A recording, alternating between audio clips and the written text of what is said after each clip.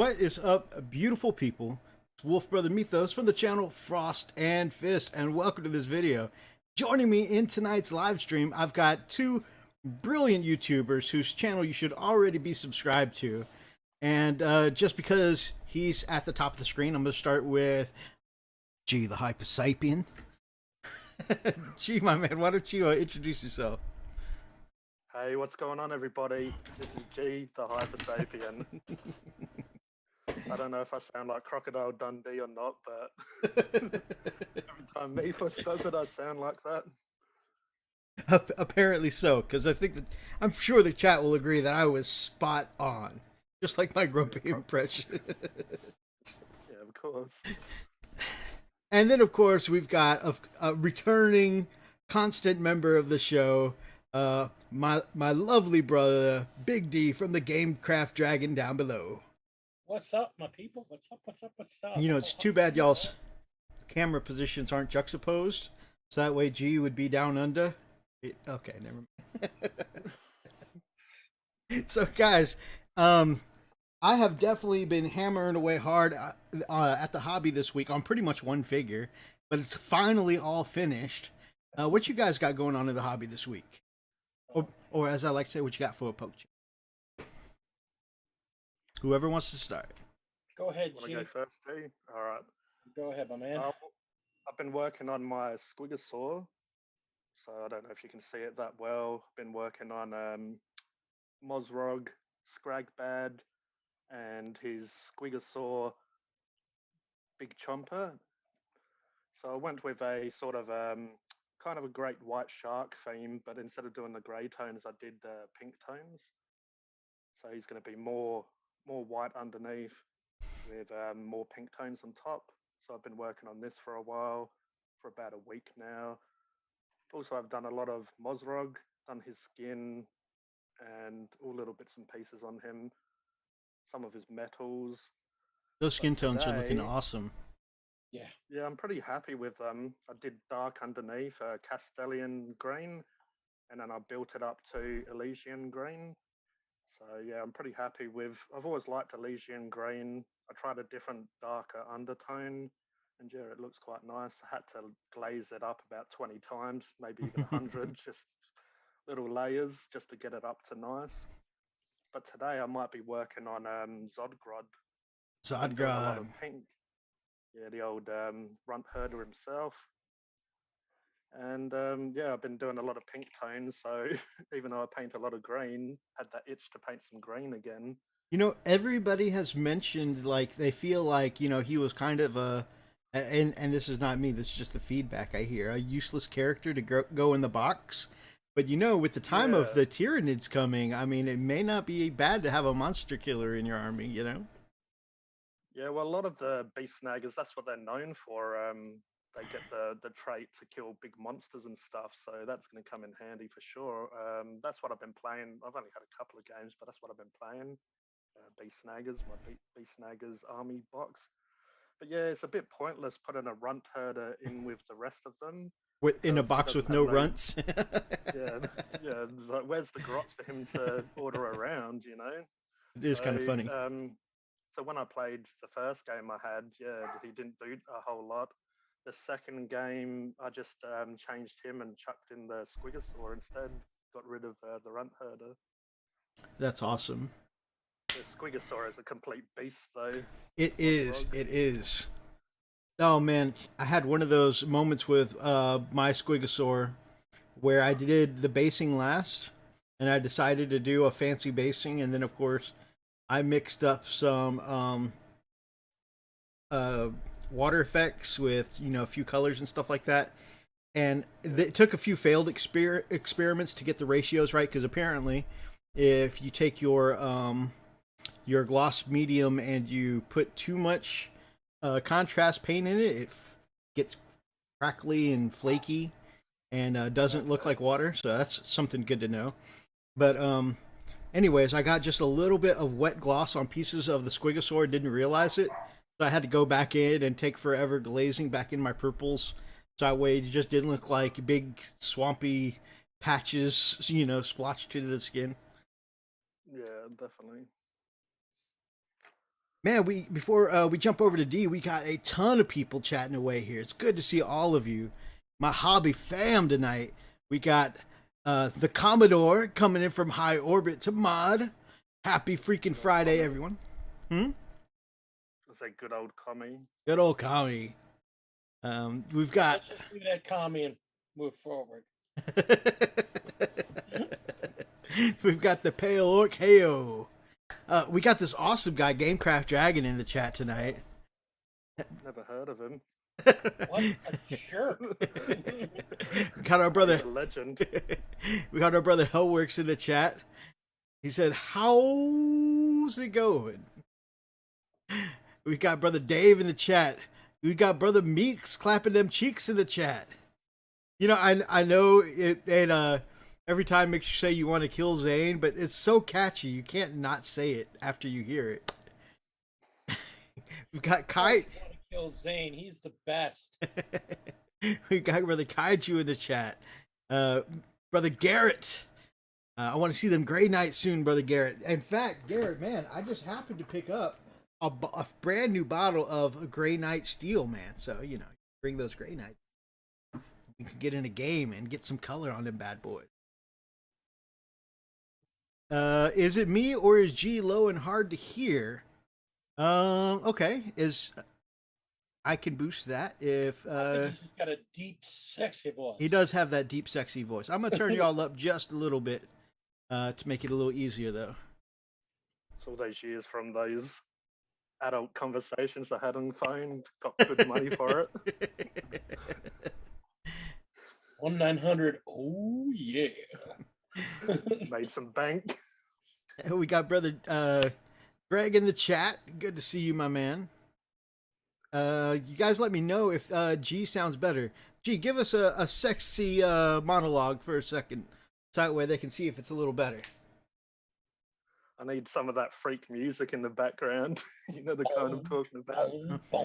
I don't. Yeah, for sure. You know, I don't actually have guys. I That's don't. Freak's special Although- stash. Yeah, I don't have that one on mine, unfortunately. That did let me know. I forgot to turn on the music for tonight, though. It's not quite a monologue, guys, but is that working? Yeah.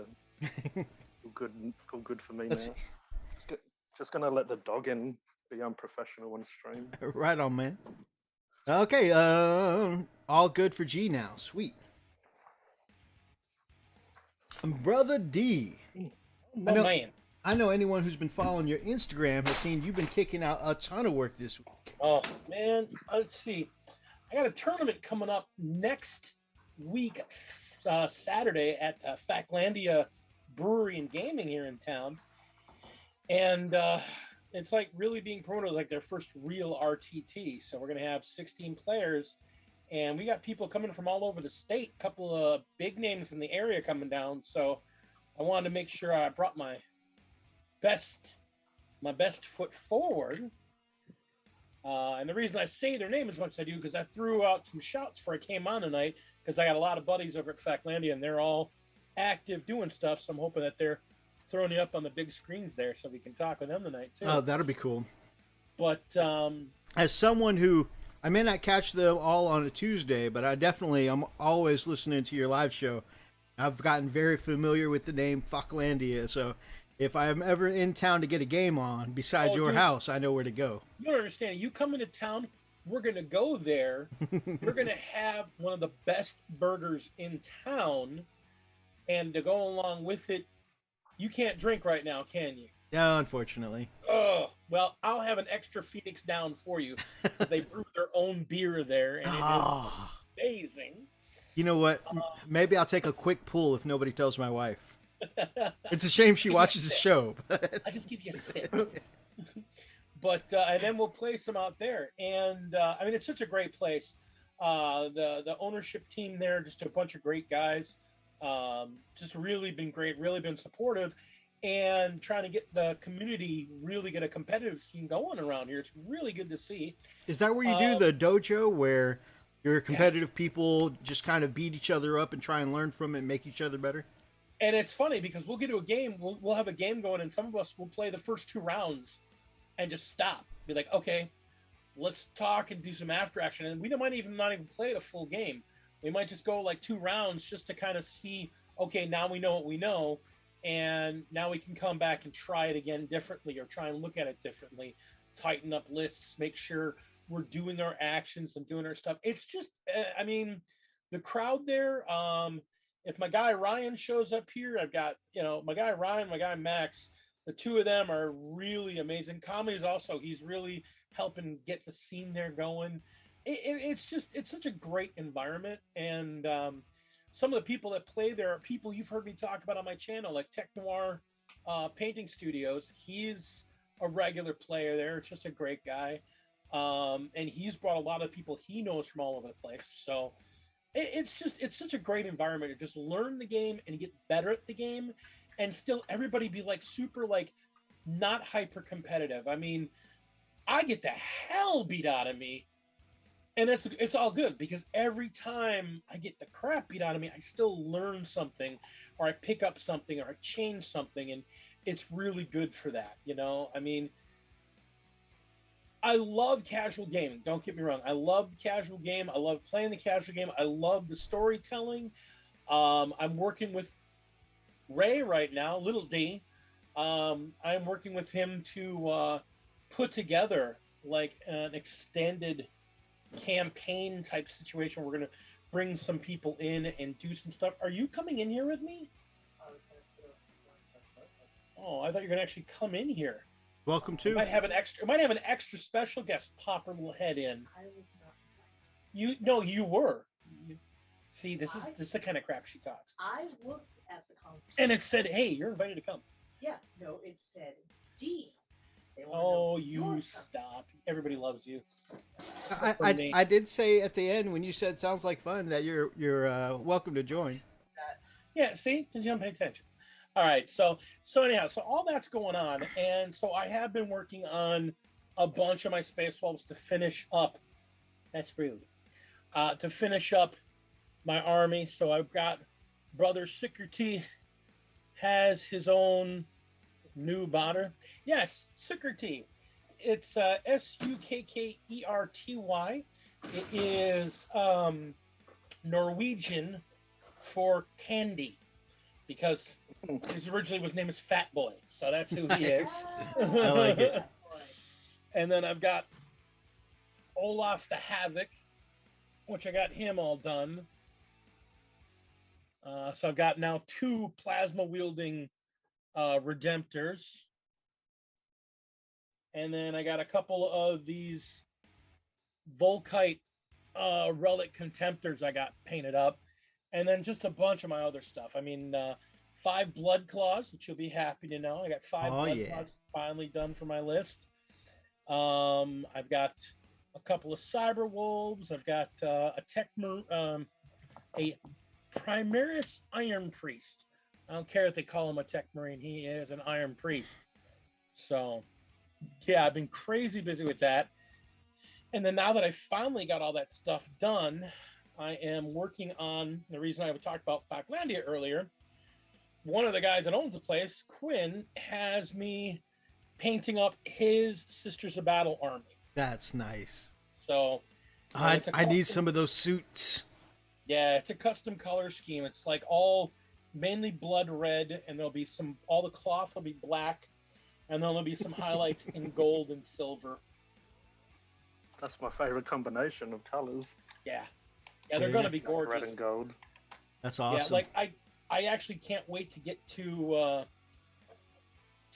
Saint Celestine, because I'm going to do the entirety of her wings in Vallejo's old gold. So they've got that aged kind of weathered gold leaf color to them. The way it looked when you put the war suit up to the screen, it had like that candy apple kind of red shine to it. Yeah. It really, with you talking about that kind of candy apple shiny red with the gold, really gives me Iron Man vibes, or Iron Woman in this case. They're actually darker red. Their flesh tear is contrast red. So it's a little bit darker, but his camera picks it up at. But that's the whole thing with the gold on it. They are going to look very Iron Man-y, and that's That's awesome. Not what he was going for, but in the end, that's what he's going to get. So, Black. No, all the cloth is going to be black. It's just the armor is going to be red with gold highlights. Like all the fleur-de-lis and all the edging is going to be all gold. Nice.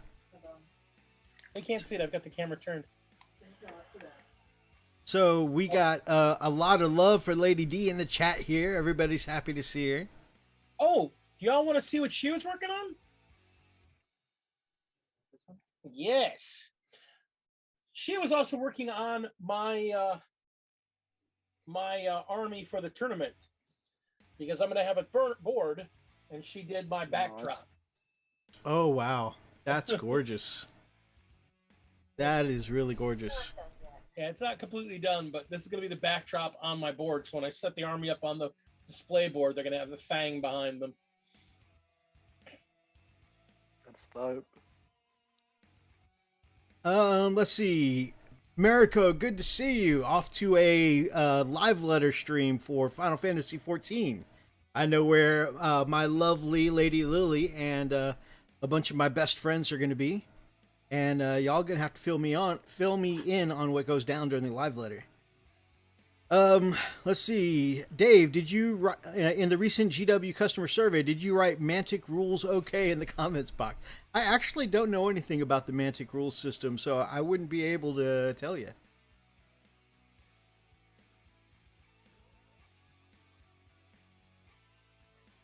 I mean, you are always in my chat, but I know you're able to multitask. Don't kill me. Hello, Lady Lily.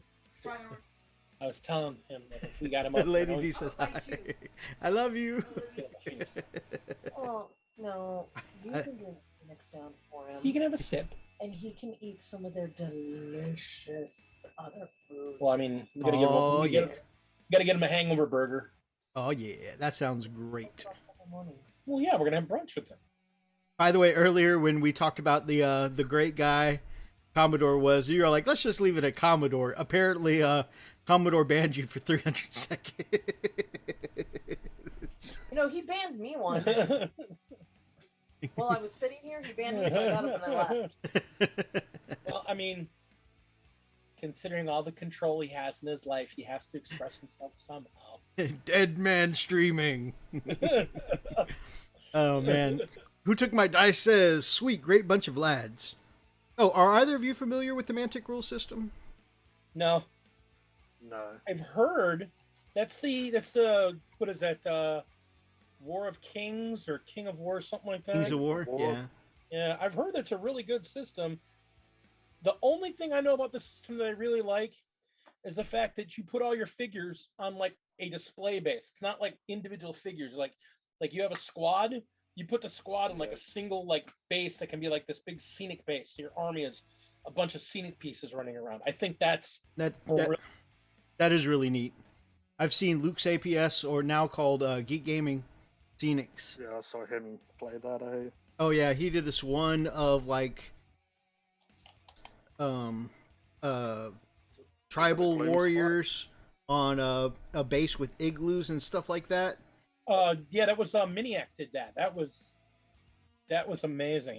Yeah. Yeah, those were some great pieces. Some of the miniatures are amazing from that line. Yep. Oh yeah, I really want some of those miniatures. Pale Orc says, I just received an army worth of one-page rules robots legions. Thinking gold and red or gold and blue. Gold and blue. I see, I'm so torn. Gold and blue is one of my favorite color combinations, but at the same time, the Iron Man look is amazing. But everybody's doing it. I mean, that's fair. I'm not doing it for me. Let's not forget the Banana Boys. Banana Boys. That's fair. I forgot about the Banana Boys. I mean, I did all mine as strippers covered in oil, but you know. I gotta say though, I do like the one-page rules minis. I've been a part of their Patreon for about 6 months now, and I gotta say, one of the things I really like about their figures, they have their own variation on the Sisters of Battle, and instead of them being all, I mean, a lot of these are very thin and I mean, they're not the cheesecake figures they were in the 90s, which I'm very thankful for. Because there were times that was a little uncomfortable putting them on the table. But thank you, America. Times... I just said thank you, America. You said she said have a great stream. Yeah, they're still at times they really want to accentuate the fact that they're all female figures, and that's cool. I gotta say, the ones that One Page Rules does, they some big girls. Like, some of their girls, the ones that are carrying the heavy weapons, are some I mean, that's like China holding on a heavy bolter. They're, whew. China. I have a few issues of magazines with her somewhere. Oh, I'm sure I know which ones those are. I have them. He does. Actually, I don't, because I gave up my box of magazines when I got married. My wife bought it for me at the time. Not me. The other wife. You weren't my wife at the time. No. And I don't really have a problem because it's China. Hey. Right? Also, Sable. I had those issues too. I did not have the Sable ones. Now you're talking. The Wilson ones, though. I'm showing my age. See, I'm a weirdo because I don't care that he has those magazines. I actually read them. Great articles in them. And that's why I get them, the articles. Well, I'm not gonna lie, it's not why I get them, but they still do have good articles. They do. Of course, I'm also an artist, so I look at these women as, for bone structure and posing and stuff like that. That's a good point. That's what we look at them for. Dude. Posing is important. That's what they teach us at Chippendales. Yes, it is. It's a very important thing. Form.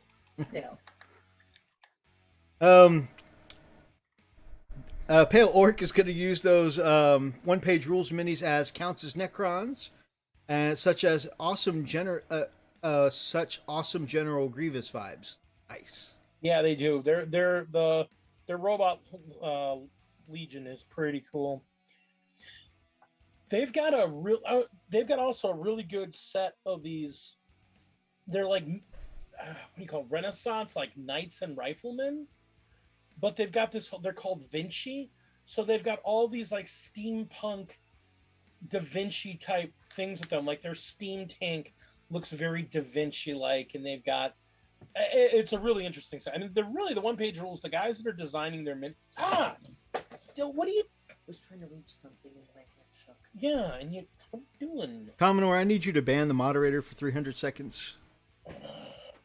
Which moderator? Don't you have more than one? No. Yes. I'm just looking at his last comment. I need him to ban himself for 300 seconds. Oh, the fact that he says, yes, we totally believe you. Lily, go through his closet. Okay. Kami, I also need you to ban Lady Dragon for 300 seconds. Oh, man. Fish! Good evening. Happy Friday, my man. Taylor, good to see you. Oh, man. All right, so what you working on right now? Just the war suits? I know you. When you paint an army, you paint like the army. Yeah, and that's the thing. Because of how many figures are in this, right now I'm painting red. just all the reds. I'm just doing all the red on everything. It's about 2,200 points of Sisters of Battle. I mean, cloth will be black. So I've got, I've got everything from Mornin Vol. Very nice. To 6 of the Walkers. I've already done a ton of them. They've got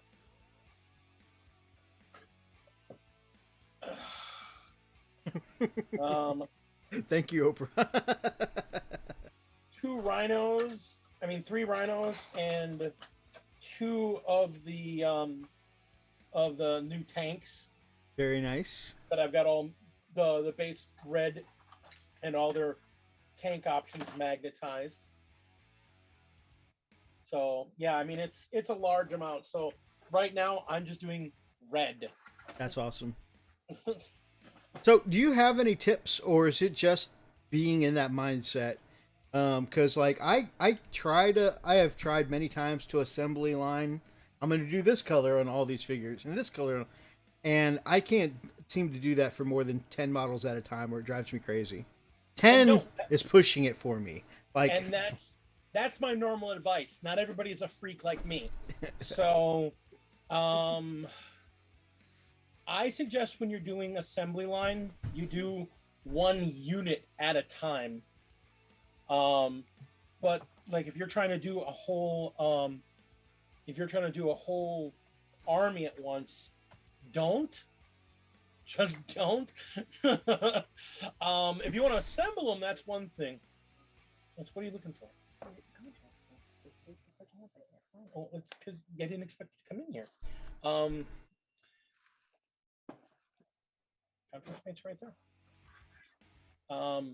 So honestly, if you're gonna knock out like a full army in one big sitting, or at least try to get it, I suggest honestly to do it one unit at a time.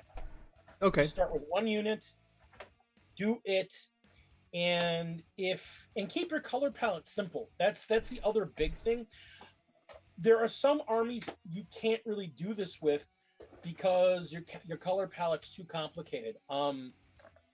Like I have a buddy of mine that has a skink army for Age of Sigmar, and no, don't do that, because he's got like a headdress of feathers, and there's like 20 colors just in the feathers. I'm like, yeah, don't. I mean, you want to do that? That's cool. I think it's beautiful if you have that kind of mindset, but you're not going to batch paint that. That's going to make you insane. And if you're putting that many colors into like one troop, I mean, you're going to burn. I honestly believe you burn yourself out. So when I try and do stuff like this, my big goal is pick a unit, do a base coat, do the main base coat, clean up, do the secondary color, clean up, do the third color, clean up, do your washes, highlights, done. You know, I just do one unit at a time and just focus on them one unit at a time. The reason I'm doing this many at a time, because this army, he wants it to really be a singular palette. And so I'm just trying to make sure I'm doing all my colors at once, because all of them are going to be in the same palette. All the armor is going to be black. I mean, all the armor is going to be red on every single model. Every single one of them is going to have black cloth, and then we're going to work a few other colors in there. But it's a 5-color palette for the entire model. It's just black, gold, red, white, and flesh. right on. Maybe silver here and there. Not too much. Mainly as a highlighting color. Right on. For myself this week, I did a little chipping away at some other small projects. Like I worked on a test model for these baby Goths you sent me. Oh, sweet. Now you got them mounted on 32s, right? Yes. So they're mounted on 32s now. So that way I can put them in with my other boys. So I did that kind of in between drying times for this. Finish up this baby today. Very nice. Looking good. Got the little slime on the base there. Dude, I love that purple blend down. That is really nice. Thank you very much. So, well, preview for you guys. I'm probably going to try and do some proper pictures for maybe a showcase and some Instagrams later on. That's why I started small with clearing my backlog. Having 4 units of Beast Nagaboys staring at me has been a wall of nope at the moment. Man, I totally understand that. And because I don't do well at batch painting, I started off trying to batch paint all 20 of them.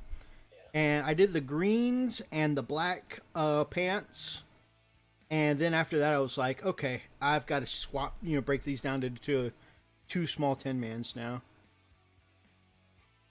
And again, that's a big thing. I'll be the first to tell you, batch painting is not for everyone. It really isn't. Like this one, she can't batch paint. She gets deep into a single figure, and there's nothing wrong with that. There's really nothing wrong with that. It's just, you got to know what you can do. If I didn't batch paint, I wouldn't be able to play as much as I do. I mean, I get stuck into an army painting it, and then I'm not going to play, and I want to play my stuff. So it works. Totally understandable.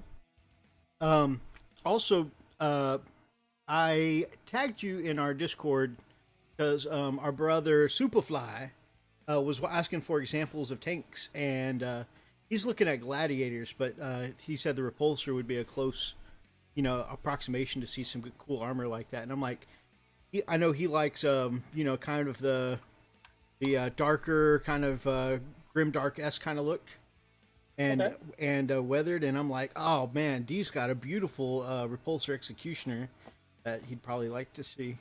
Yeah, I'll pull this out and throw that at him, because I mean, that's the one thing I don't. Obviously, as a vehicle, you don't really batch paint them too often.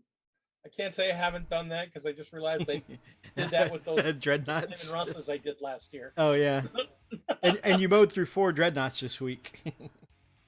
By the way, those I really like those contemptors, and Volkite contemptors are considered some of the best stacker right for Yeah, Space and Marines. I mean, they're so shooty and so crazy, and just being able to stick 2 of them on the board and throw a heavy 16 from each one of them at a unit, just Like what? Just point out each turn. What do I want to wipe out? Other hobby things this week. I took my lovely ladies to Onicon here in Texas, in the Galveston area, and it was awesome to go back to an anime convention. It was definitely much smaller. You could definitely tell they haven't recovered from pandemic stuff, but the fact that they were even there was, awesome to see. And going to a convention gave us, some semblance of, the normal life. It was pretty awesome. Pale Orc says, love the purple. Thank you so much. I have to get 5 to 10 on the table at one time, or else I go brain dead. yeah. I get that, my brother. And then, of course, the last thing I think hobby-wise that I've got going on this week is I've started on my speech for next weekend.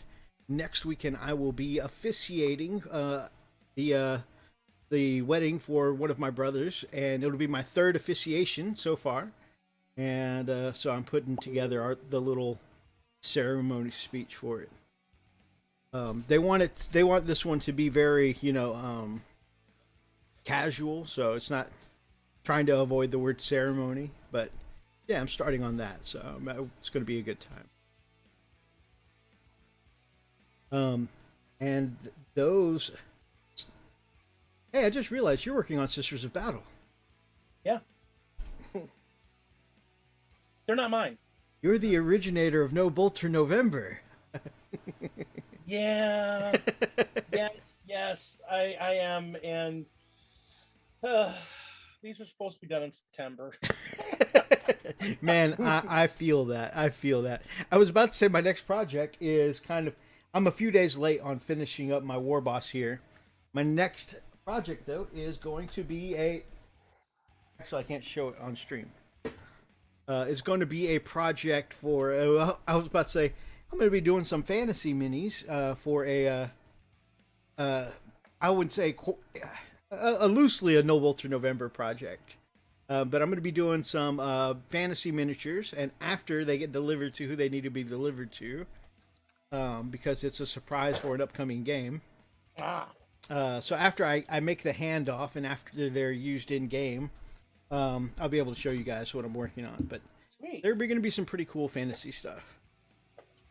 So I've got Warhammer, or it is a type of fantasy. I don't want to give away too much for the surprise. that's all good. But yeah, so I'm starting on a couple fantasy pictures, and since I've got a couple of y'all in a closer, tighter knit chat, I'll show you guys here in a little bit. But that's going to be cool. Which, by the way, I recommend anyone who wants to come join our Discord, and we can be in on some of the inside stuff. Speaking of supposed to be done by September, I'm not. Oh yeah. Oh my God. I'm not getting between that. You don't need to get between that. I'm all. Like I said, I'm so glad they can't see me. I am so behind on projects right now because I got bombed with other projects. It's like, well, this has to happen, and now this has to happen, but this has to happen, and this has to happen. I mean, I'm building all kinds of shit right now, And I'm not allowed to paint it. I was about to say, I bet Lady D would love to get her hands on that Magnus. And when I get her Magnus, she can paint it. And if she wants to talk Quinn into painting it for him, she can talk to him about painting it for him. But Okay. yeah, I got his terrain. I got it half done. There's another bottle in the box. Sounds like me. It's behind me. Projects. Yeah. Oh it's yeah, just- I totally understand that. It's been. It has been busy. It has been. The company I work for is really cool, and it's really great. And there are just times I come home from work and I'm just like, I think I'm gonna watch television now and just let my brain unwind. So who's now in the last season of Lucifer, by the way? I definitely understand that. Of course, for me, it's that plus the fact that I has gotten back into video game addiction lately. So there's that. Yeah, I saw that. You saw which part? What part did you see? Oh, you were doing the live stream on Halloween. Oh yes. I wanted to watch so bad, but there was no staying awake.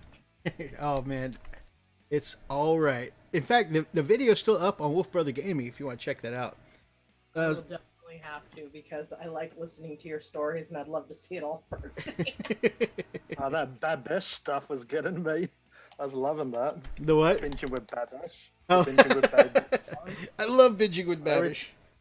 Every time you mention it, I just was losing it. Oh man. So anyone who Mythos, my brother, what did you think of the table of terrain I did? It looked awesome, man. I think 2 episodes ago. I think the week you put it out, we did it. We covered it on Art of the Week, man. That table really looks awesome. Really good terrain. You're talking about the 2-story buildings, right? Those are some great looking buildings, man. All right, so let's see. Adding in 1 Beast Boss. I don't know if anyone else does this, but I like to keep stuff down in a notebook. 1 Beast Boss on Squigosaur. I wrote down everything I finished the other year last year when we were all trying to count how many we had done. Mm-hmm. So I wrote everything down, including my commissions. Nice. So I'm still doing that from when we were kind of keeping up with that. 139 for the year, and I'm still behind on all my projects. Something I started doing differently this year that I haven't done in previous years is also start adding up what I bring into the house. Purchases and stuff like that, gifts. And so now I can see I brought in 84 models this year. That's more than I realized. But painted up 139. So I think I'm almost, not quite, but almost double in the positive. Double. Huh? Positive. Well, I got to tell you, Mythos, and I know you're not going to hear this often out of me. You're going to get me this year. You're actually ahead of me this year for the number of models painted. Oh man, I know you've been on like a boatload of building commissions. Yeah, I've been doing lots of building. That's why I haven't been doing a lot of painting. This army, though, is going to make up for it because I just realized I'm painting this entire army and it's 107 models. Wow. That's huge. Yeah. Here's Oh. the fun part. The plan is to have it done by next week, Saturday. Now, admittedly, I didn't just start today. I did already a ton of red on these models. It's already like, I think this is like 60 models that already have red on them. So, And I'm just adding the blacks now. just trying to get back in the groove. No, She I has- was trying to help you. Oh, you're trying to help. She's so helpful. Otherwise, I'd be working on this. That needs to be worked for. Okay, fine. Work by yourself. 18 plus stream. Yep. See if I get there before That's some Kami. sort Hey, look, we have a bot. They're waiting for you on their 18 and over stream. Oh, well, how do I get Tell them there? I'll be over in a minute. Tommy, get on it. Oh, Feeling us. I know why I'm having trouble. Because usually I'm on the YouTube side, not the OBS side. Oh, look at the baby.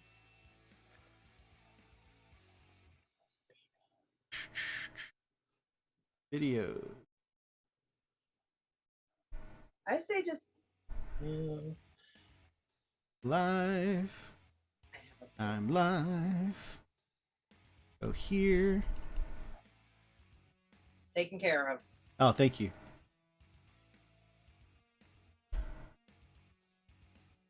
Thank you, thank you. Oh, look at the birdie. Look at the birdie. She wants to see what daddy's doing. I only did the...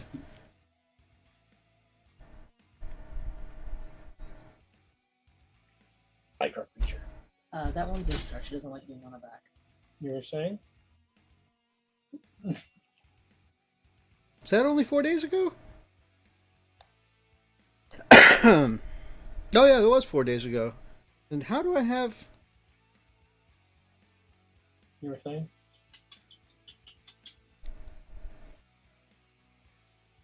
Look, Mythos, we have large creature. Oh, that is adorable. This is Ishtar. She's our little fierce girl. She's the runt of her litter, Whiner, come here, you little whiner. and this is Lilith, who has her new family coming to get her hopefully tomorrow. Are they coming here? No, we're gonna probably take them to them. This is Lilith. Say hi, Lilith. Hi, Lilith. I am So a cute. little whiner. I am a little. I am a buttheart, and I like to yell, and I love being on my back. Well, I don't know what I got that mixed up with, Pale Orc, my man, but we gonna fix that today. Alright. Sorry for going quiet for there a second, guys, but I wanted to make sure I got these pictures. Boom. Look at the baby. Ash, good evening. Good to see you. I hope you're doing well.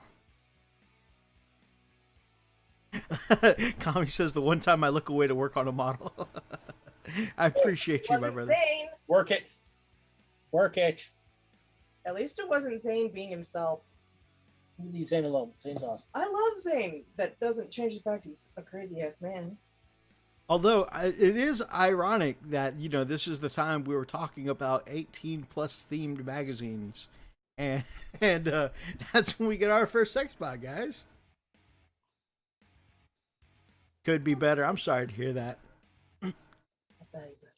Well, whatever could be better in your night, I hope you have an awesome night and a great weekend. And I hope everything gets... Ugh. I had to laugh at the people complaining it was detailed enough. I like all the extra textures and struts and whatnot you put into your terrain. It has been bumped to the front of the line for Art of the Week, my friend. What little furry one? So, yeah, we touched on it very briefly. We announced last week that Freak and I did start a couple of video game YouTube channels independently. Freak's got up 2 episodes so far, and his one that came out this week is from Outlast, one of the scariest games of all time. And if you want to see Freak possibly pee himself a little bit, definitely go check out Freak's episode of Outlast. That is a Freak the Gamer, and his title is "Why Am I Doing This to Myself?" So I would definitely recommend checking it out. It is hilarious. Mythos, have you ever realized you sound like a commercial? Do I? You do. You're like, independent game. So if you want to check out the scariest game possibly in existence, you need to go check out the Freak Gamer and Why Am I Doing This to Myself? You sounded like one of those, movie guys in a world where everything has gone wrong. I'm in the wrong line of work, guys. What can we say, Mythos? You have a face made for radio.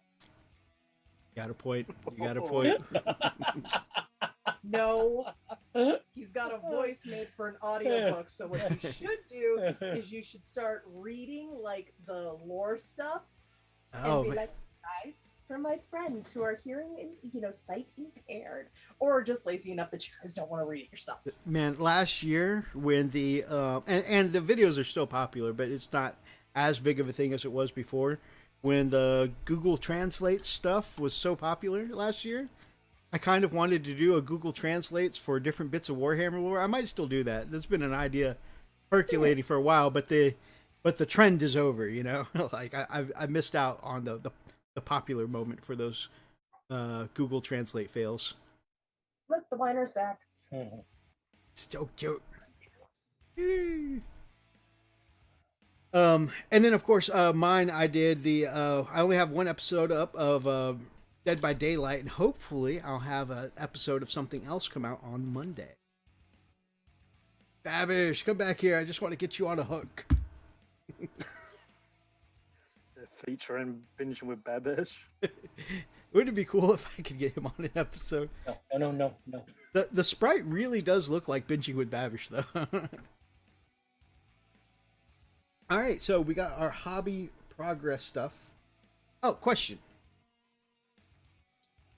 And I got one answer so far from our brother Superfly, so I'm going to get some sandpaper and try that. Anybody have any other ideas on how to deal with wobbly magnets? Have to see a doctor about that. I was gonna say I'm pretty sure that's a medical condition. Okay. You might need to see a doctor. Y'all are wrong. All right. So here's the thing. You already heard the sandpaper thing. Mm-hmm. Is a large flat magnet, and we got two of them coming against each other? Yeah, they're disc magnets. The neodymium. Okay. So what you do is you can either do like the sandpaper, that'll work. Put a little tiny piece of sandpaper on each side. Or if you don't want to go all that bougie, you just take a tiny amount of super glue and just put a tiny thin layer of super glue on the top of it. Stronger magnets. And then sprinkle a little baking soda on top of it. Okay. Just a tiny dusting and Keep blow it off your fingers. Yeah, but just put a tiny dusting on it and blow it off. It'll give the surface, the smoothness will be roughed out. It'll do the same thing as putting on a piece of sandpaper, but with less, if you put a very thin layer of glue on it, it'll just put a tiny little bumpy surface. It won't even look much, but it'll just give it enough roughness that it won't rub like that. Okay. Perfect. And I would try the stronger magnets, fish, but they're already in the resin, and I'm afraid I'll break something if I try and fish them out. No, I liked that. Stronger magnets. Stronger magnets won't make it less floppy. It'll just make it Floppy. It's going to be floppy forever in that spot. Oh, man. All right. Okay, so we've had some really great hobby updates, which I appreciate. Now, one serious question before we go on to our topic for tonight. Yes. Our British Australian transplant here. What do you think of the Vegemite? I actually had some last night. So you're fond of it? I wouldn't say that I'm like a regular, I liked that. but but I have it.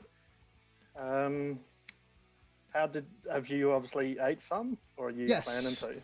No, I like it, and like yourself, I don't eat it regularly, but I'd say a couple times a week I have it with my bagels. Yeah, so I'm probably once every few weeks. So normally I'm more of a cheese on toast kind of guy, but Sure. with some Yeah. hot sauce, That's my guy right got to there. have some hot sauce on it. A lot of people seem to get it wrong by putting it on like really heavily, the Vegemite that is. And basically, you want to put a lot of butter on the toast, so it's like really almost dripping. And then you want to put almost like a pinky fingernail size piece, and then you want to spread it in so it really mixes in with that like butter or whatever or margarine. Oh, so you're supposed to put butter on first before the Vegemite. I've just been going you put it- straight on with the Vegemite. Did you not put nothing else on it? No, just with the Vegemite. So yeah, do you like butter on your toast? I love butter. I like mine with cream Yeah, cheese. see? I love bagels with cream cheese too. That's most of my week, Brother Meeks. But I gotta admit, just because I've wanted to know what our British and Aussie. In England, they have Marmite, Yeah. which actually came out before Vegemite. Yeah. Australians seem to claim, you've got it. They So- seem to claim ownership of Vegemite, but Marmite came out first, and then Vegemite came out shortly after. But yeah, Vegemite has a bit more of a stronger taste to it, a bit more bitter, I'd say. So far with my experience, this is like whiskey, and this is more like bourbon. You know, this tastes a little more refined to me. This is just super, super bitter, and this to me is like, Garbage pail. huh? Oh, Garbage pail out Marmite. The old pale log. I'm trying to get What's myself. I know it's acquired taste. So I'm trying to get myself to where I can eat the Marmite. I can eat the Vegemite now, no problem. that's fair. In fact, I enjoy the Vegemite. I still have I can eat the Marmite, but I haven't quite gotten to where I can say I enjoy the Marmite. Have you ever had stout, as in like the beer? Yes. It kind of has a little bit of a taste like that, like really strong, Yeah. like yeasty. And Made from malt. yeah, and that's kind of Yeah. the thing is like when you taste, if you put it on your toast, it tastes like beer jelly, like very stout beer jelly, which is fine. I don't normally like my beer, my bread dipped in beer, so I haven't quite gotten where I like that yet. But Vegemite with butter, man, it's 10 times better. Okay, so far I've liked Vegemite straight on my bagels, but I'm definitely gonna try it with butter and Vegemite next.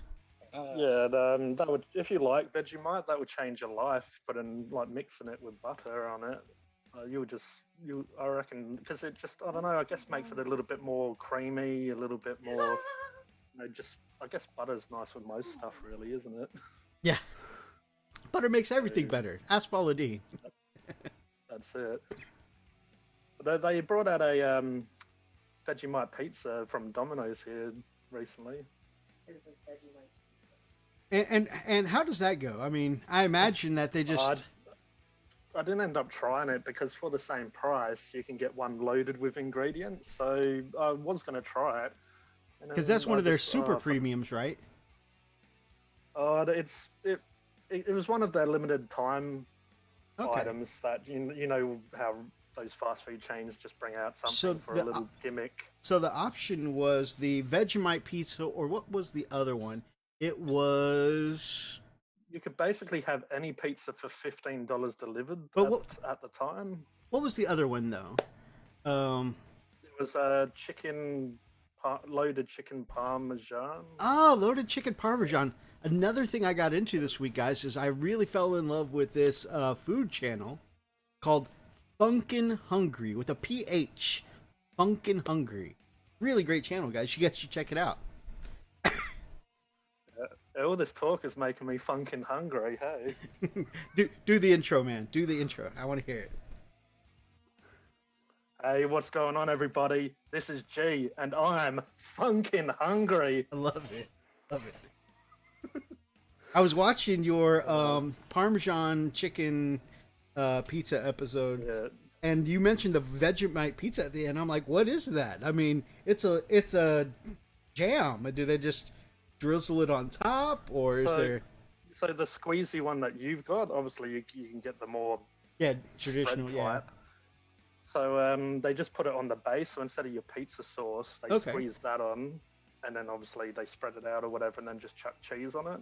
So I did want to try it and especially review it for the channel.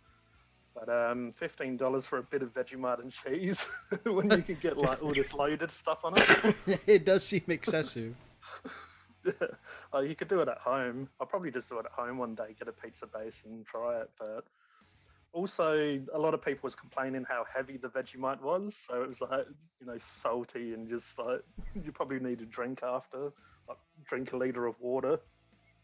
So, Fish says that Vegemite tastes like beef gravy concentrated, but vegan. I could kind of get that because to me it's got like a concentrated soy sauce kind of taste. So it's like a mushroom gravy. You want to try something crazy, add cheese to it. What kind of cheese, Pale?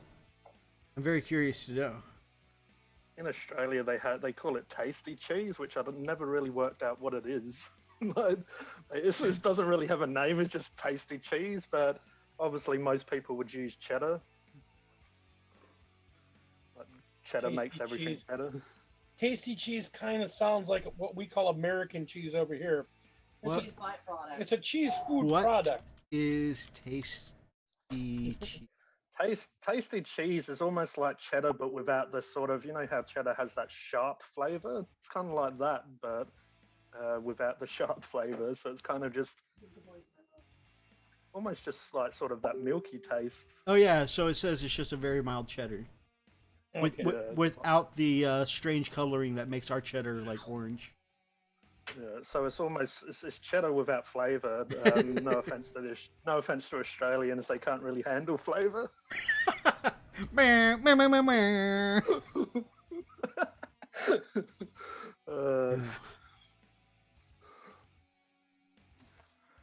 gonna be your fellow Australians outside the door on your lawn right now.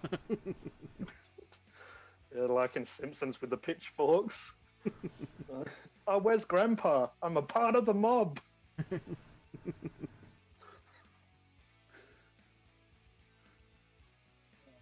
Greg, good to see you, my man. Welcome back. All right. I don't know if Kaiju is still listening, but that is a question I also... or if he's still listening anymore. You're right. But whenever I do have, I'm planning on in the future when I can get a good schedule lined up again with Freak. I want to have both of him and Weatherpig on again, so I can ask them about Vegemite too. Because I've recently gotten into it and really like it, but I know it's not for everybody. I want to ask our Australian friends. Now that I've got yours and Pale Orc's opinion on it, got to try it with some butter now. I'm not sure if they'll like it, but yeah, they'll definitely.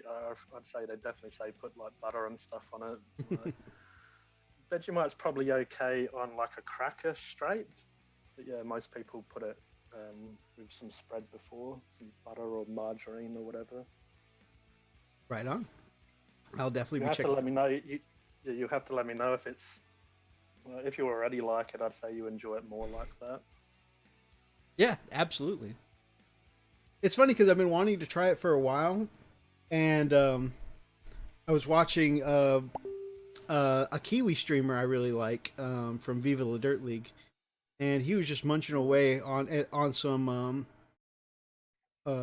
kiwi or some Vegemite toast, and he had it on thick, and people were asking about him during it, and he was mentioning the same thing. Start with a really thin layer, and if you like it from there, you can add more. But yeah, so I was just extremely curious. Oh. Yeah, some people like it a lot. All right. Yeah. So, Even on just quickly, even on melted cheese, like put some on it like melted cheese and toast. Because over here they have these cheese scrolls, like baked goods, and they have like Vegemite and cheese all mixed in with the dough. It's obviously baked. They're pretty good. oh yeah, so like the UK has cheese and toast that they sometimes put Worcestershire sauce on, right? Yeah, or HP sauce. Or HP sauce. And so Worcestershire is kind of similar to soy sauce, right? Not as much tang, Yeah. but like the base is kind of the same, right? And so I could see the logical jump from cheese and toast with Worcestershire to, cheese and toast with, Vegemite. I can kind of see that logical jump there. All right, so this is nonstop hobby talk today, but I just had to get the Vegemite question out of my system. Yeah, I can It's tell. like Big D wants some. No, I'm a Wisconsinite. Here's the thing: I'm a Wisconsinite, but I'm old European, so I don't mess with no Vegemite. I did it once, and I'm like, I don't ever have to have that again. I'm good.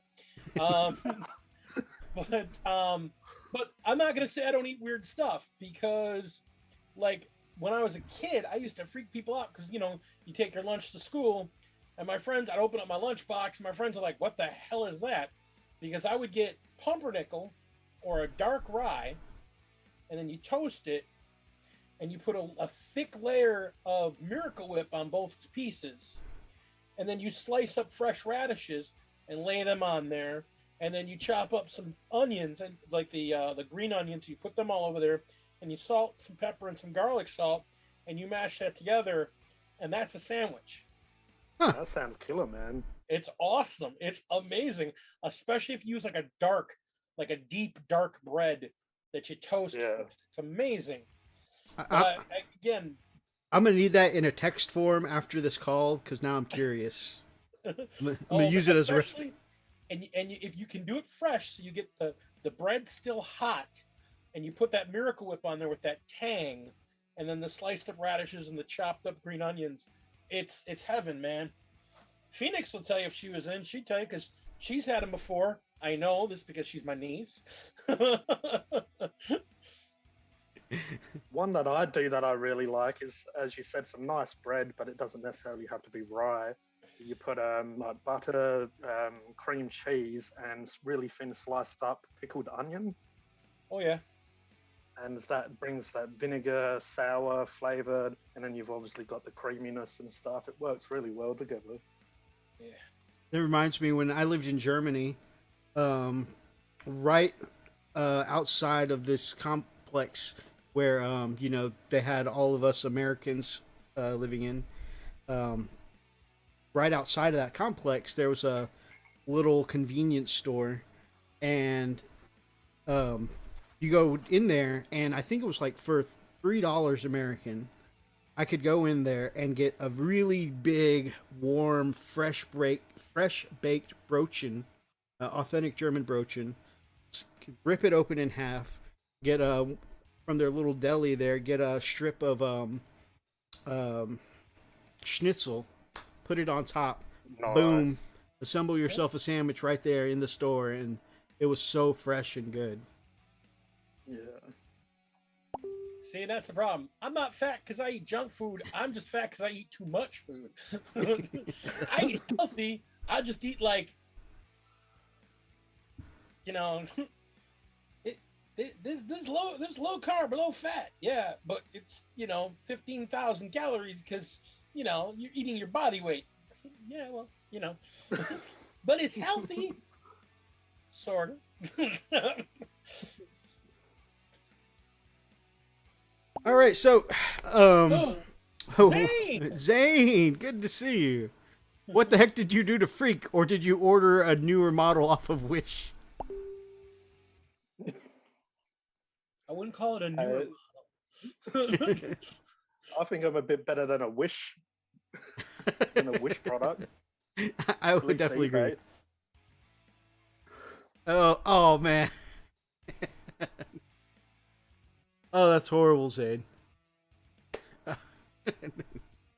Oh, but no, Freak has been out with his family tonight. It's his daughter's birthday, so he's spending some time, with his daughter for her birthday. Obviously, that's a family first all the time. So likely story. These gentlemen volunteered to come keep me company tonight, so I appreciate these gents very much.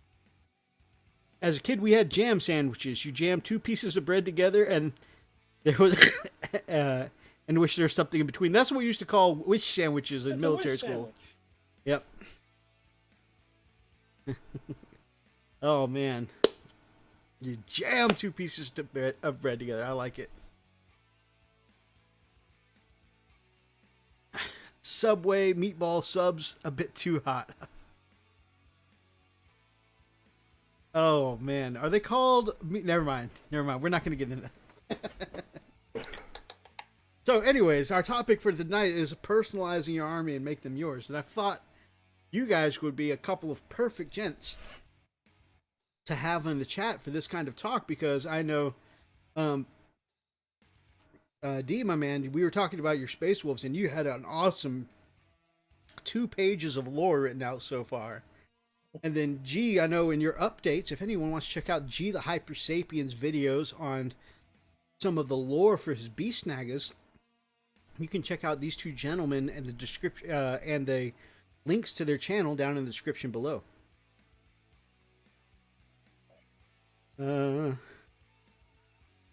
Wish sandwich sounds better. I don't know. I kind of like the pun of a jam sandwich, though. But yeah, so I'd love to, if you guys don't mind, I'd love to hear you guys to share some of your lore and how you came up with some of the idea of your lore and how you personalize your armies. Because I know, like, especially G, you've done some killer conversions to match some of your lore, and I know that D, like, you actually build your model around some of your lore, like from the get go. Like, I need this character with this and this and this, and then start assembling it. So yeah, absolutely. I'm gonna start with D at the top of the screen here. All right. Well, I mean, starting off from the very basics. I mean, I started off as a role player, like well before I was into wargaming. So, I mean, for me, it was just kind of a natural outreach. It's like I'm getting into wargaming, and it started with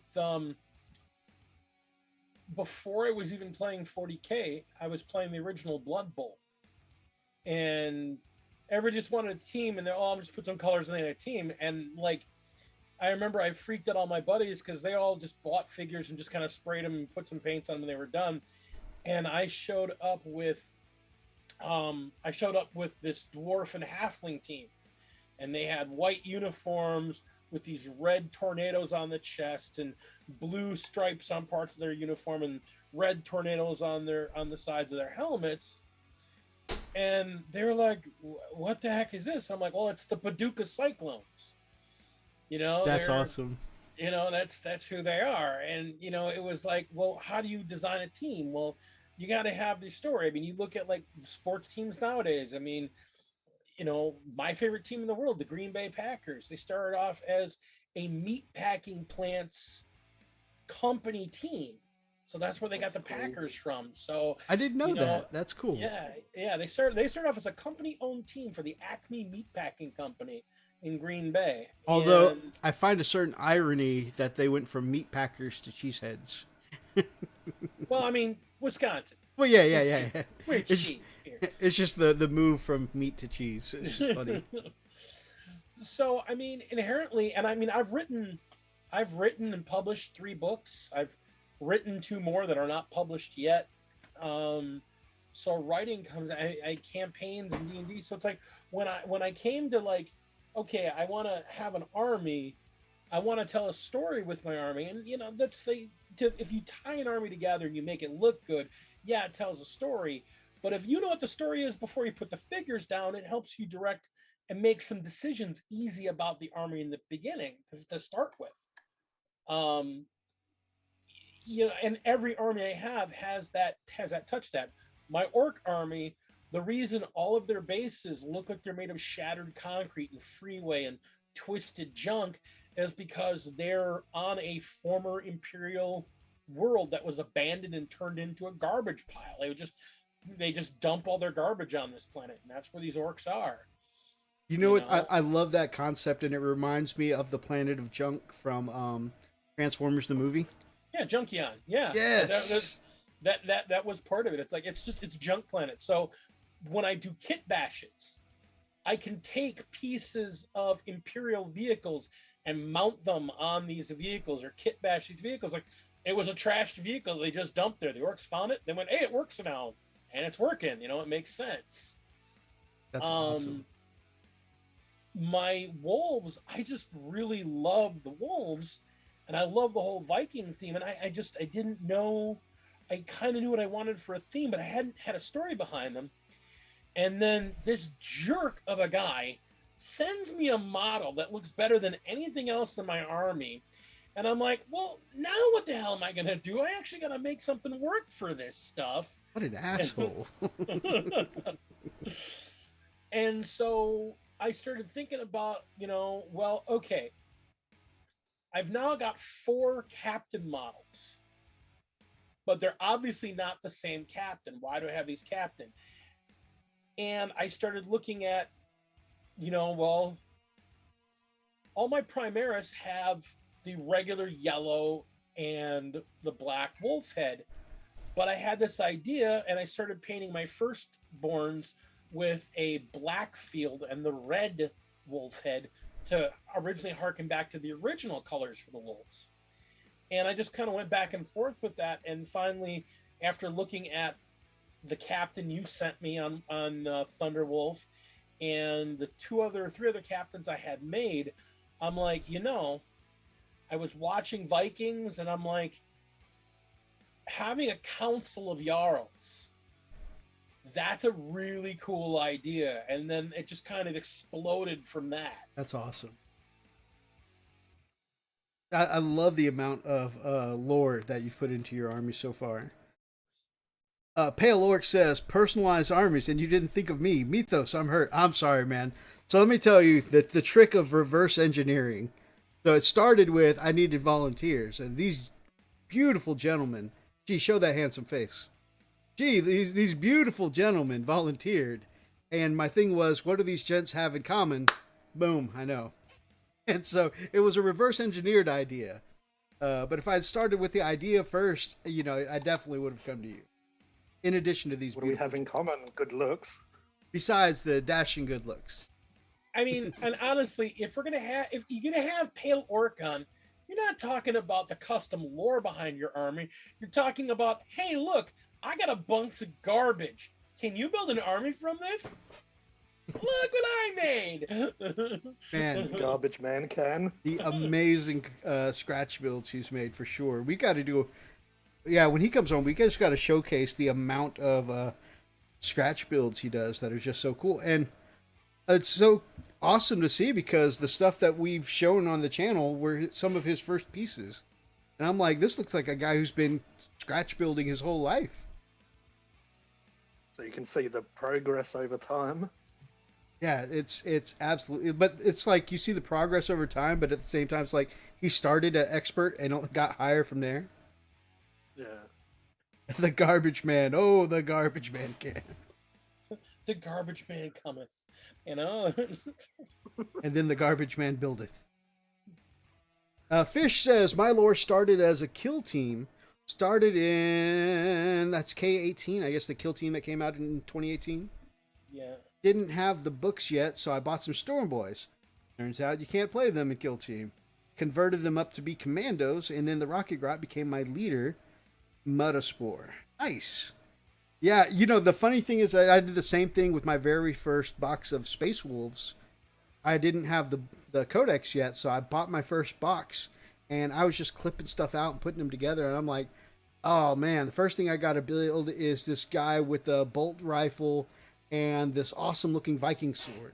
Boom, first model done. Second guy is going to be, he's going to have the wolf helmet and twin claws and the long wolf cape.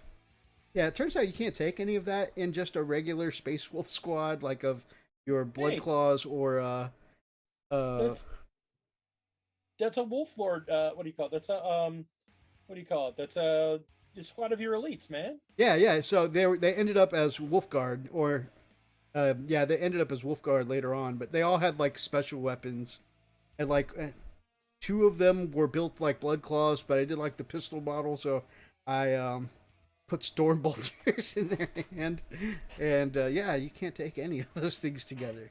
So my whole first box, and I think Freak ended up making a similar mistake.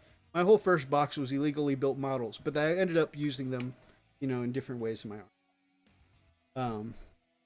But yeah, it's just you find your first models that look so cool, and you just want to put together what looks awesome, Dude, and that's the joy of this freaking hobby, man. I mean, honestly, I look at the very first Marines I ever built.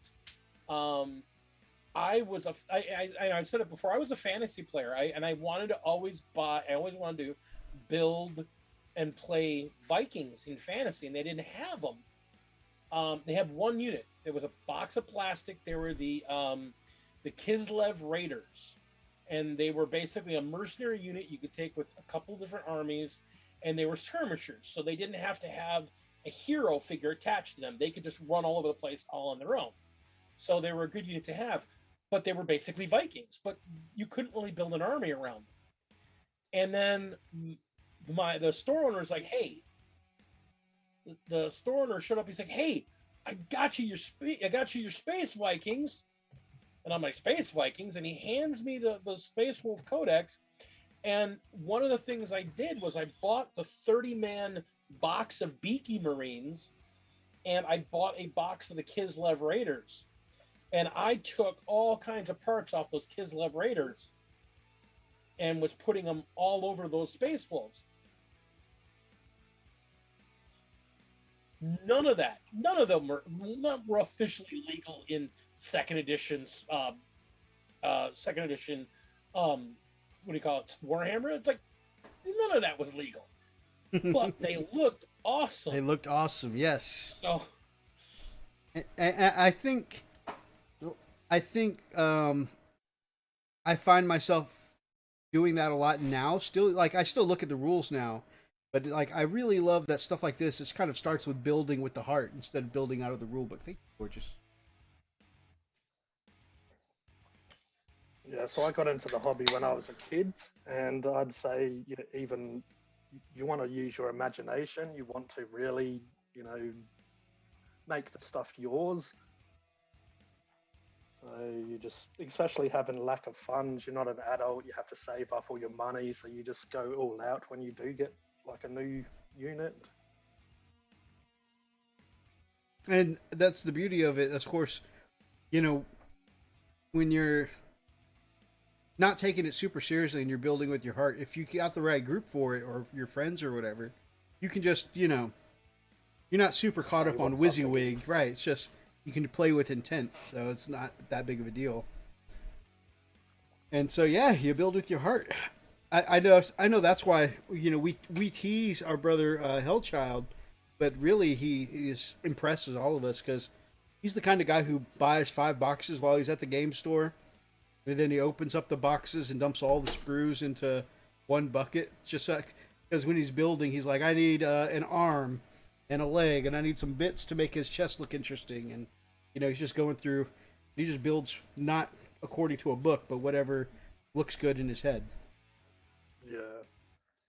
I mean, I've always liked to kick bash and convert. It's just, I don't know, I've always found it fun just to, even if you add just a couple little bits, it's really enjoyable just to do that, really. Even if it's just a base, even if it's just decorating a base, I guess it comes from that craft arty side. I've always been interested in art and that sort of stuff. It just really lets you be creative with your army or your miniature, just adding bits and pieces. I agree. It's a bit of personal self-expression, right? Yeah, for sure. Fish says, thankfully, the orcs are Slugga Choppa boys at baseline, so it wasn't too bad. That's good, my man. Man, I know I said I'm taking a break from orcs, but I really want to get together my Storm boys sometime relatively soon to see how they play, because I've got a box of 5 GW ones. I've got a whole bunch of Gear Guts jump packs that one person sent me one batch, and then I had picked up another, and so I can turn a lot of my old unpainted boys into some more Storm boys and get together like a squad of 15 or something like that, just to see how they play for something a little different than the normal boys I'm used to playing with. I remember when I first got back into it, and so many people were complaining about how plain the Primaris Marines were, and I was just like, what happened while I was gone? Because I mean, my first thought when I was looking at those Primaris Marines, I'm like, that's a lot of canvas to work with there. I can do all kinds of stuff in there. I mean, we can throw some green stuff on and put fur all over the place, or we can glue bits on, or we can paint symbols, and wow, these guys have a lot of customization options. They're all like, well, they're too plain. I'm like, I know, so fix them. That's what they're there for, man. I mean, and to me, it was just like, I thought back, I'm like, I think people got spoiled for a bit there, because like when I first got in back in the early 90s and even through the mid to later 90s, the boxes of figures, they didn't have any extra bits. If you wanted extra bits, you either made them or you clipped them out of other sets. If you wanted like really like wolfy like looking Marines, you had to go buy the metal blister packs of 2 or whatnot to really make your guys look different. And I mean, that was the same for all the different chapters. And then I came back and it's like, oh, look, I can buy a box of Marines that already have all the wolf bits in the box. Well, crap. I can buy that box and then like 2 boxes of plain tactical Marines. And I'm going to have 3 boxes of, I'm going to have 3 full boxes of Gray Hunters, because that's a lot of bits I can spread all over the place and make them all unique. I agree, and I think doing it that way, A, makes it gives it that personal touch, but B, I mean, it really stretches out what you can do with those other boxes, by using your bits that way. I like when you were talking about doing the Dark Wolves, you're like, one box of Space Wolf bits is going to be able to stretch out, all those chaos boxes and kind of give them that Dark Wolf look. Yeah. And they're looking good. I mean, he's using their main bodies to do his berserkers. Like all of it, his actual, cornate berserkers are going to be Space Wolf bodies. I think they're really looking good. He's doing a really good effort on them.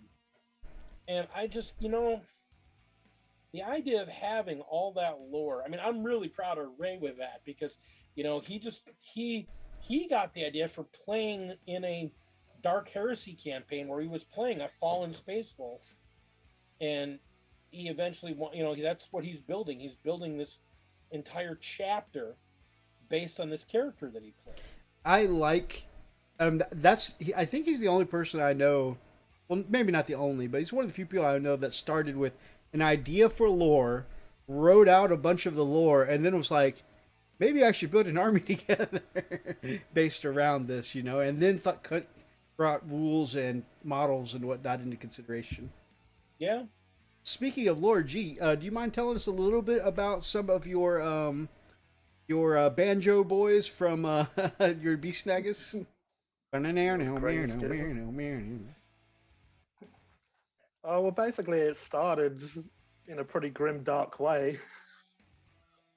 I cut myself with a hobby knife, and the blood, obviously, it wasn't too bad, but there was blood, and as I cleaned it up, it might have even been like a day later or something, I saw an orc boy, and he had the blood, a piece of blood dripped onto his muscle, and it went into the he went into the crevices of the muscle, and it just hit me like that looked good, having the red dark under the green or in between the muscles.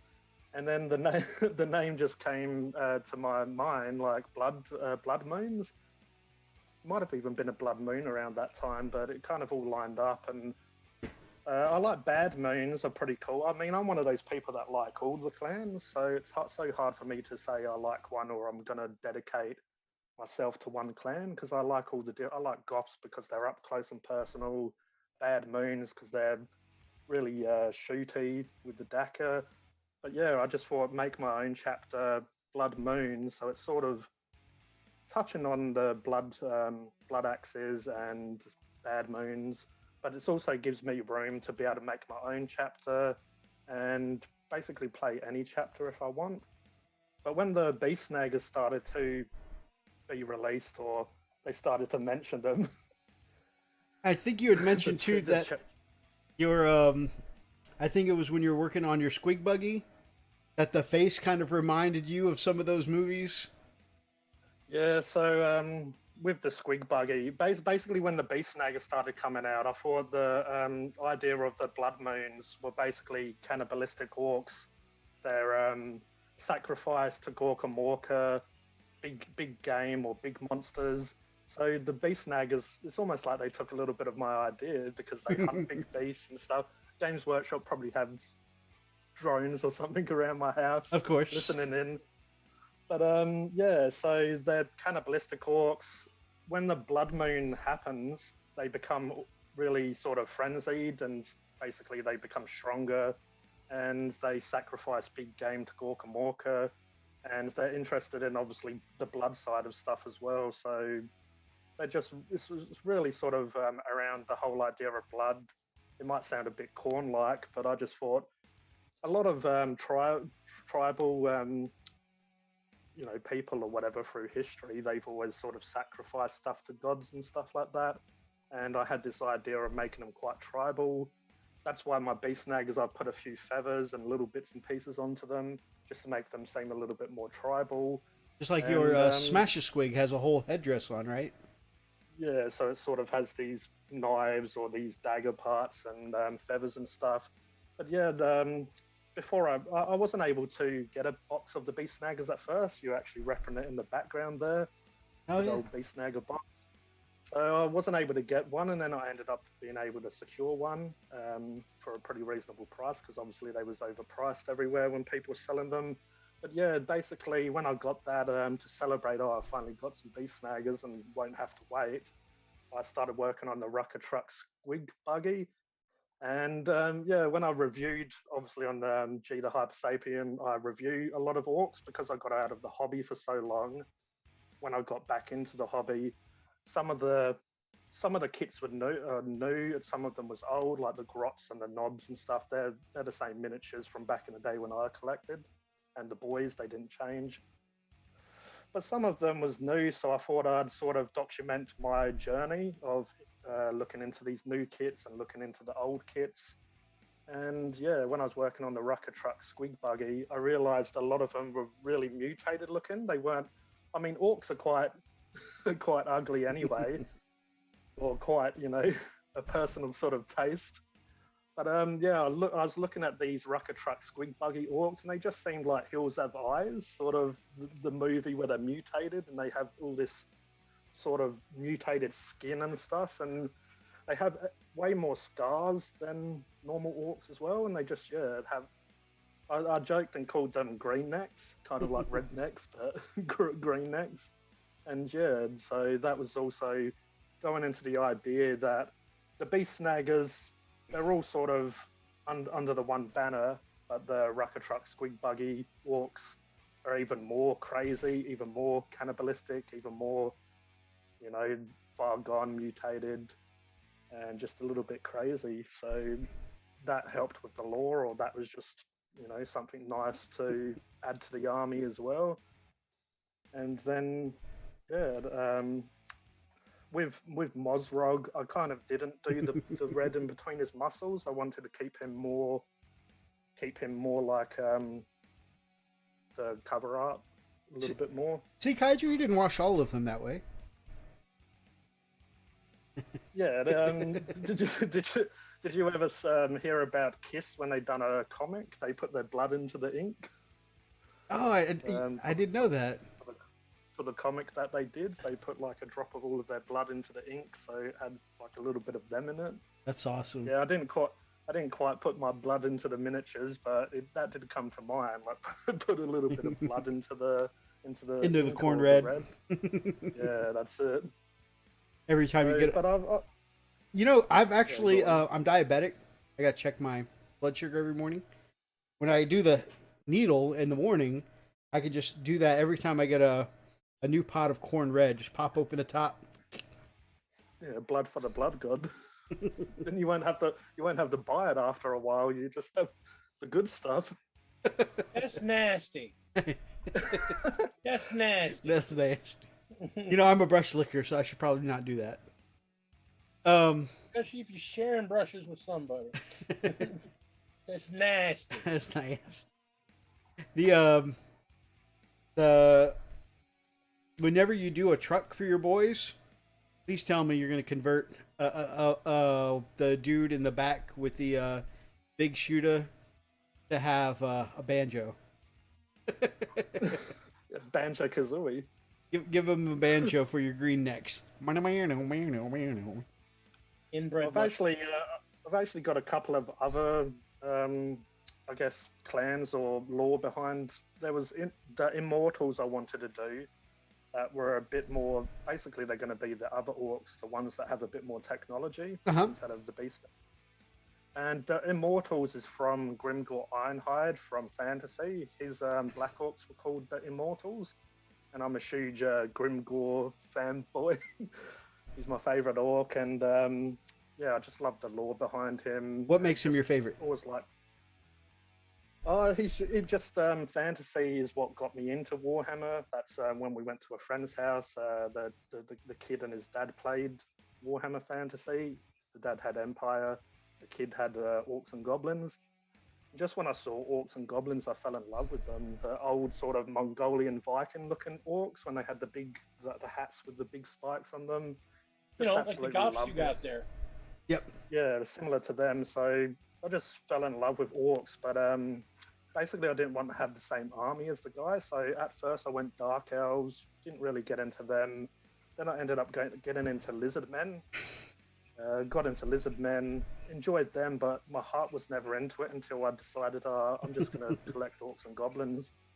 Like, where you get into something, but it's not really what you want of such. I didn't want to be the same as the guy that had orcs and goblins.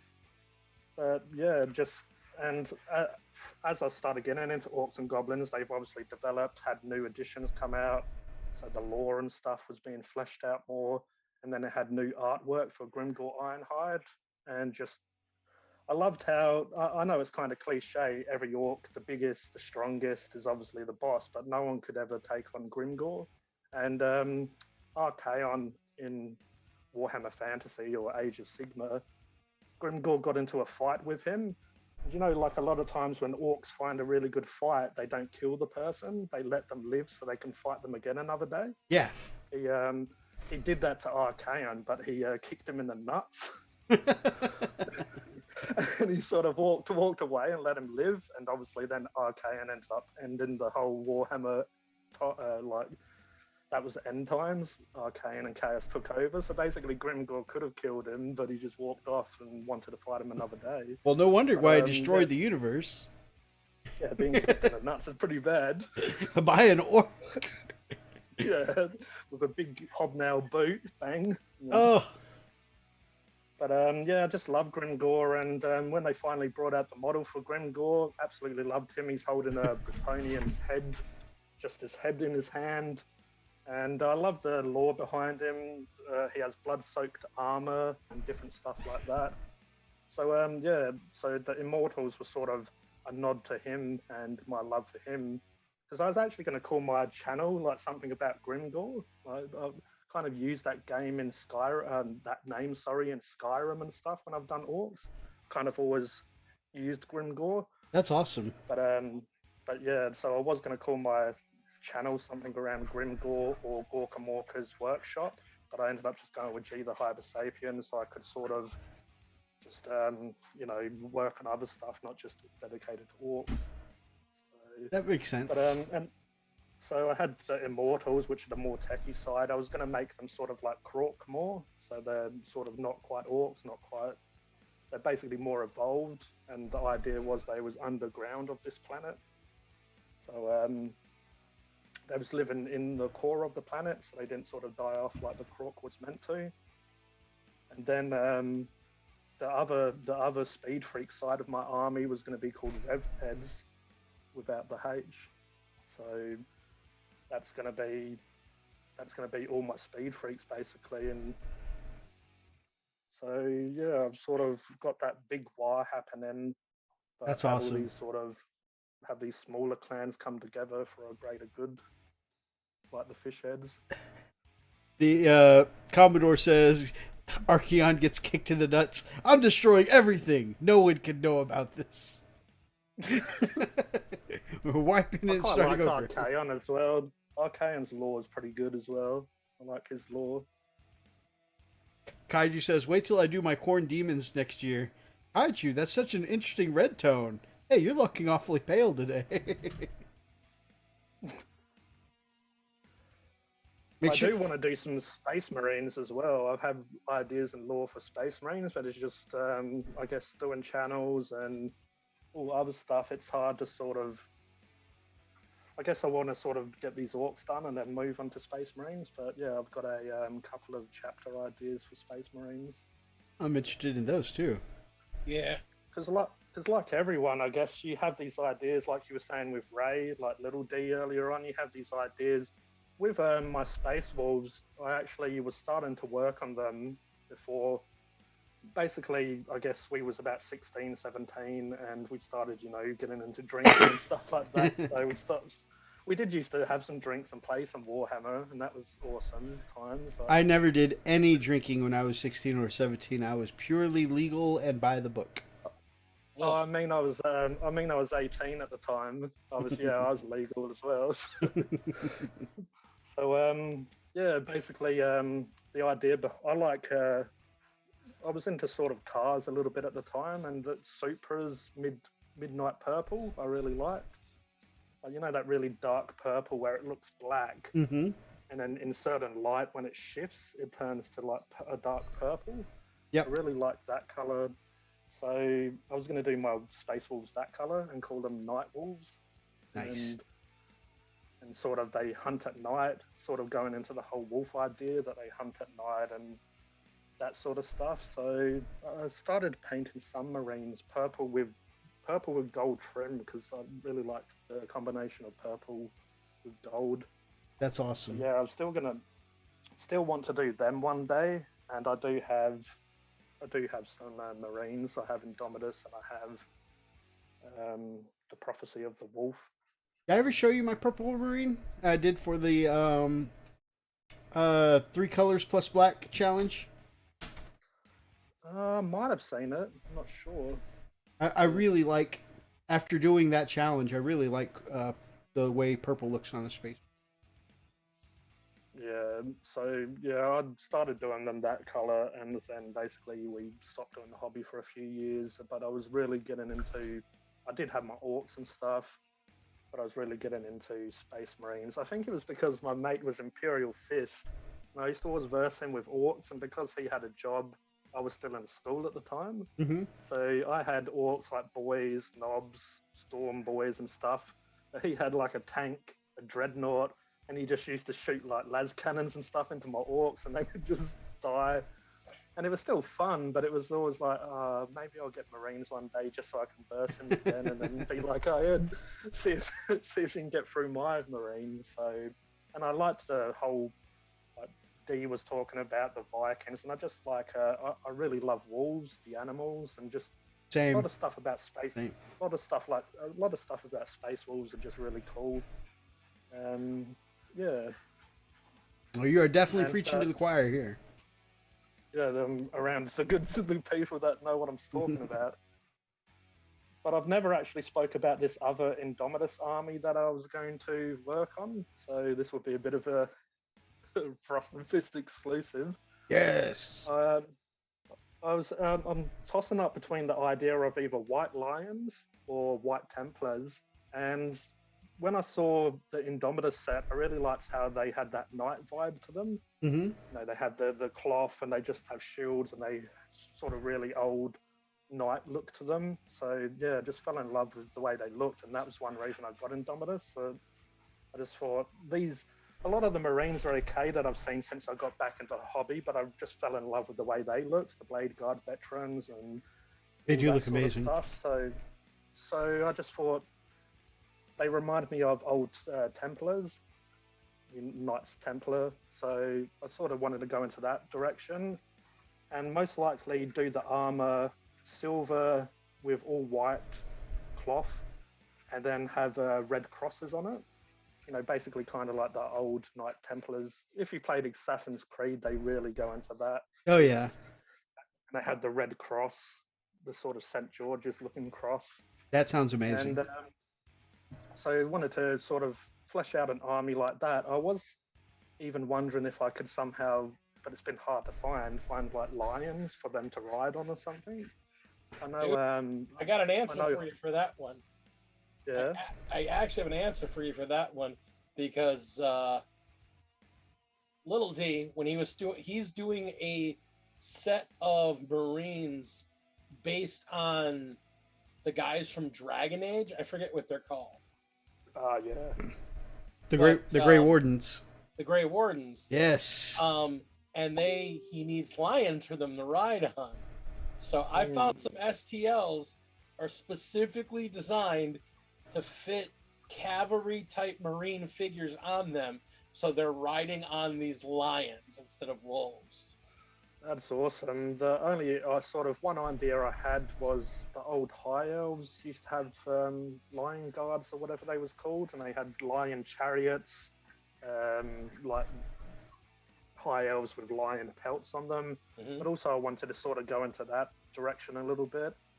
It was sort of touching on the St. George's cross is obviously England's flag, and that England uses like lions as well, symbology through their sort of their crests and all that sort of stuff. So it was sort of going into that a little bit as well. But I might use some Stormcast parts. They have a lot of shoulder pads with lions on them. And they've got lions they can ride on too. There you go. They're a little bit more like griffins though, aren't they? No, they've got lion. They've got another set. They've got another guys that are actually on these.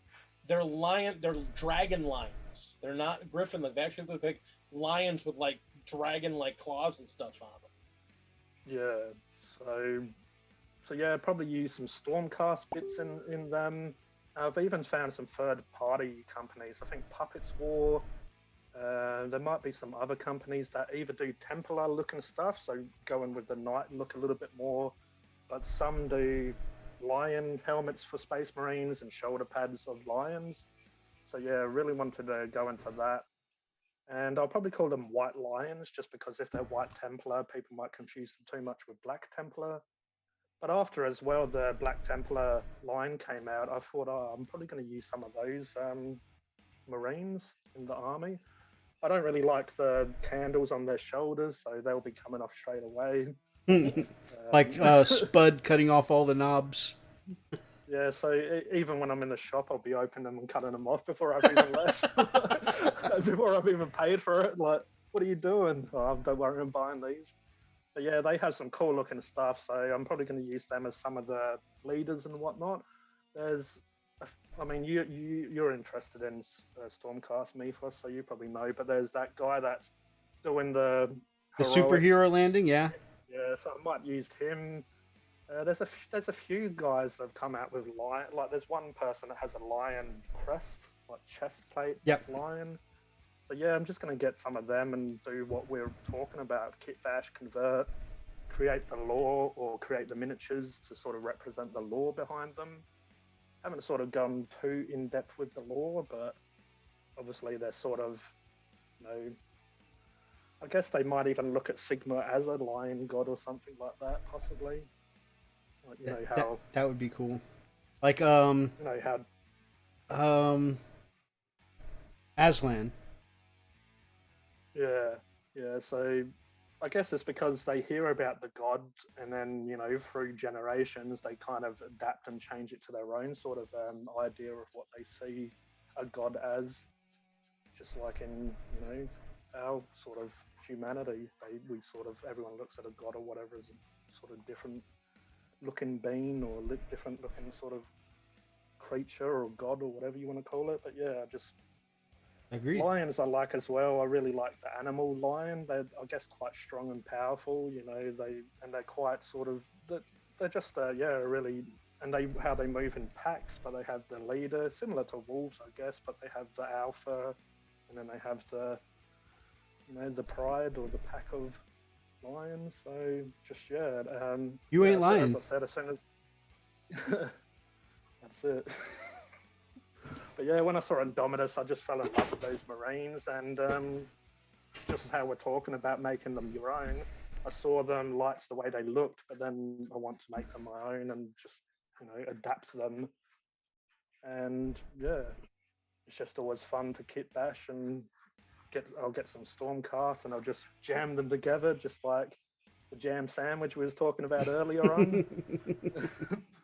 Put some Vegemite in the middle, and there you have it. The middle of the sandwich or in the middle of your conversion? Oh, I'll be eating sandwiches while I convert. That'll be a part of the lore.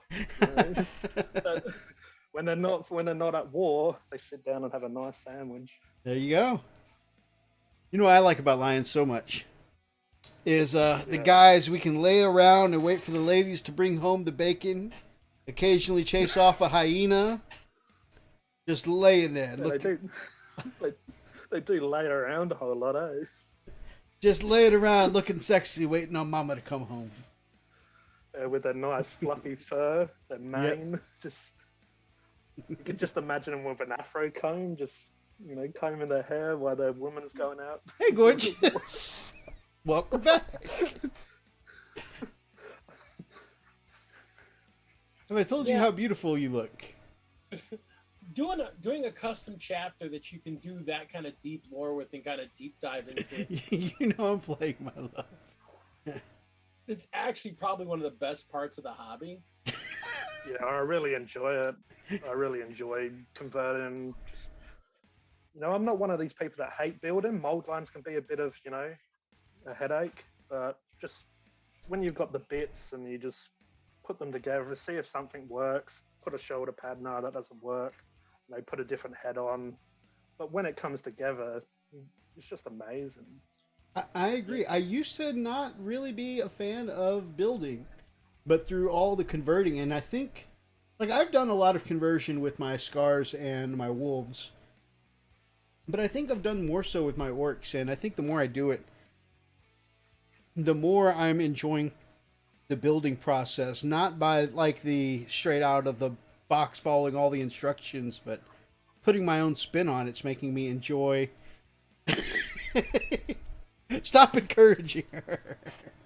She's already ready to kill me. Oh man, but I think the more I get into putting my personal touches on it, with kit bashes, conversions, and building a little story around it, like my really beat up used battle wagon.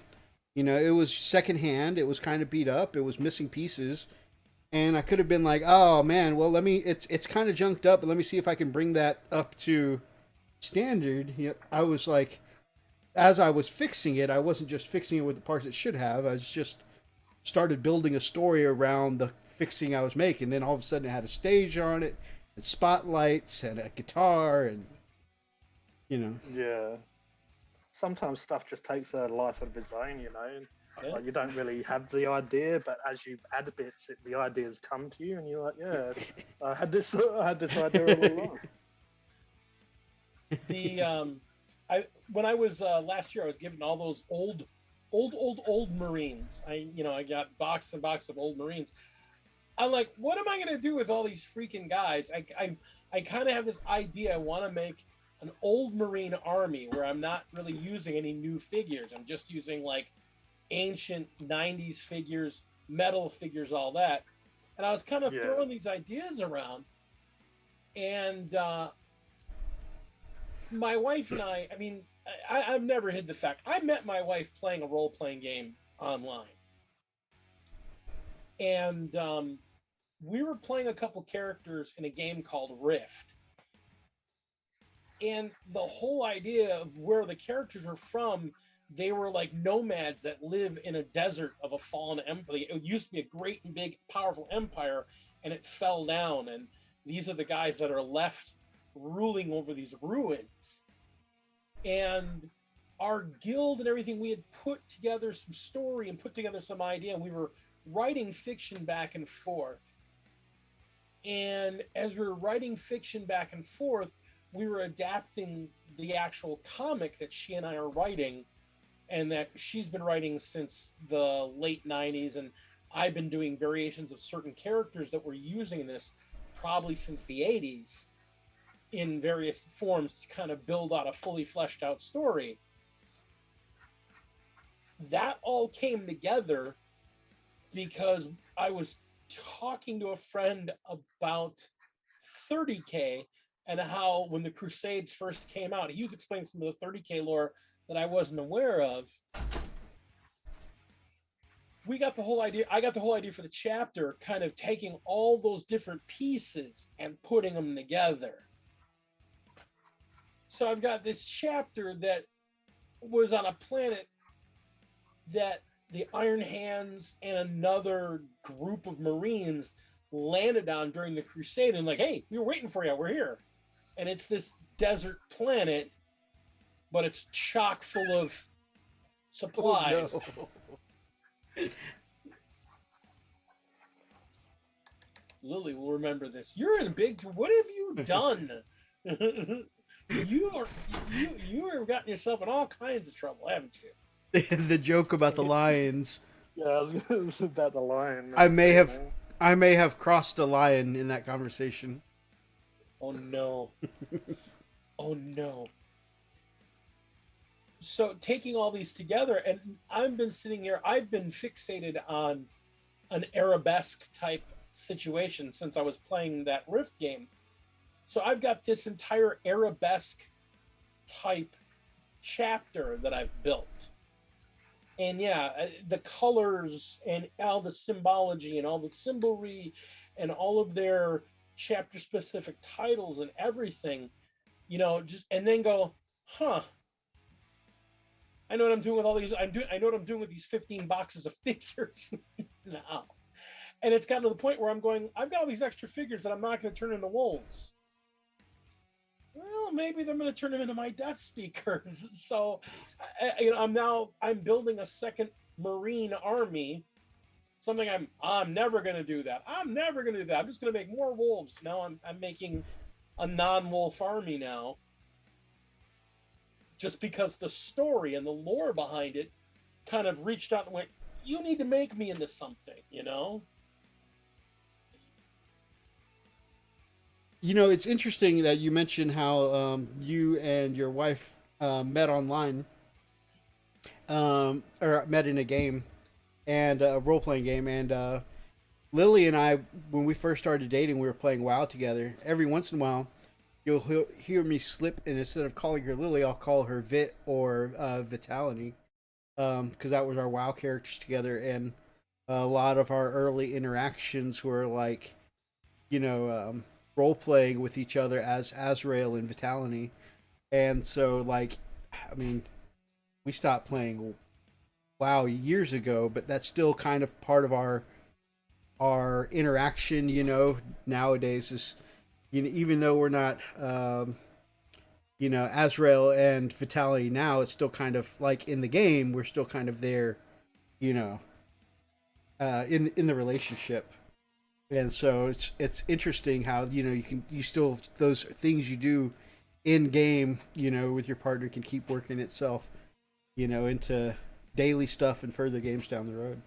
The name I use for my channel, Big Dee, has nothing to do with my real name.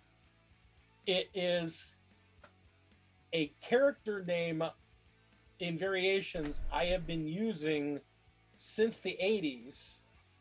And it's the name I was using when I was playing with her on Rift and on City of Heroes, and I'm using a shortened name of it for my Wolf Lord as Dalagar the Red, because it's Dialthagar. It's a name I've been using since I was playing Ultima.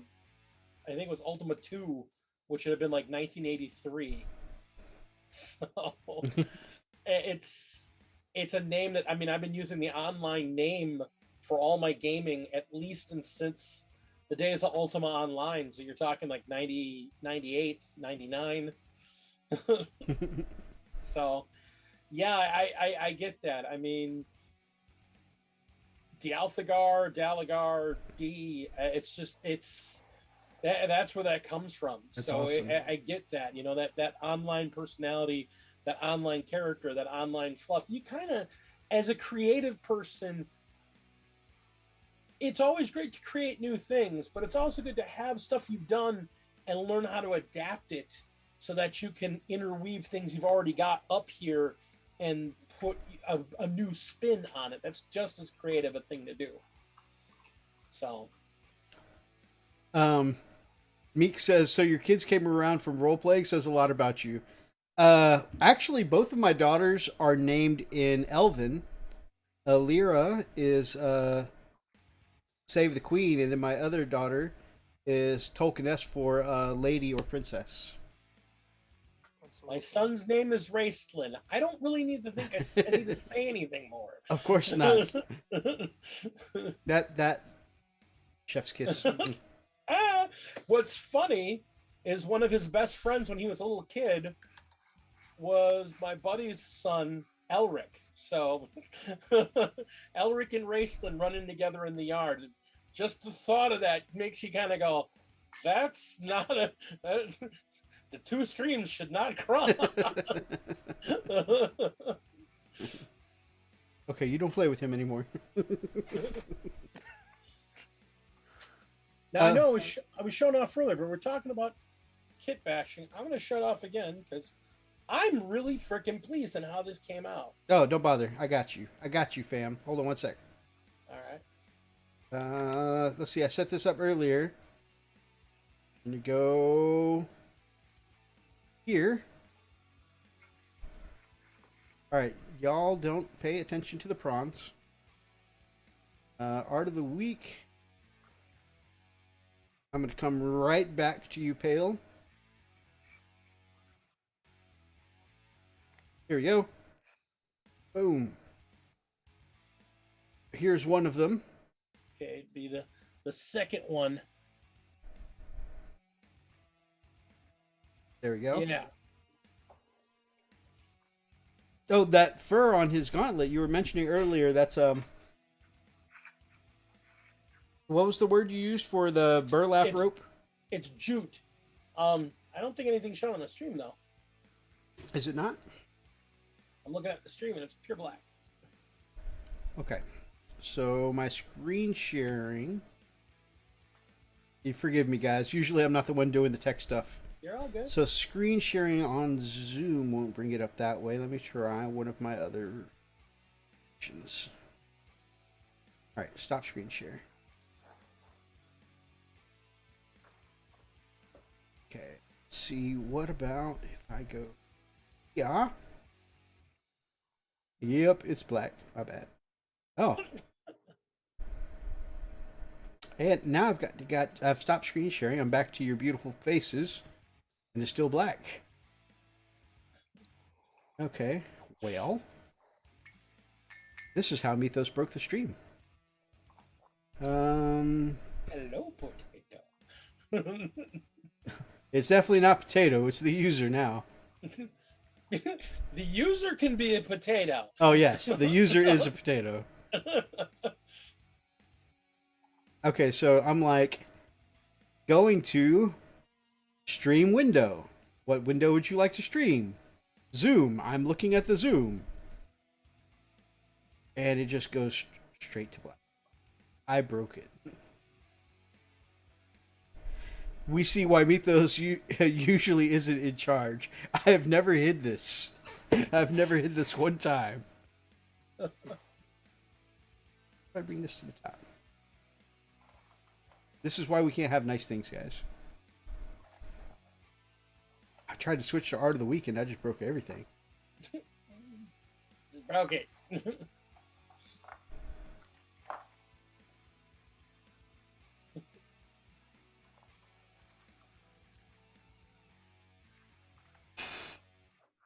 Okay. Let's remove. Try this again.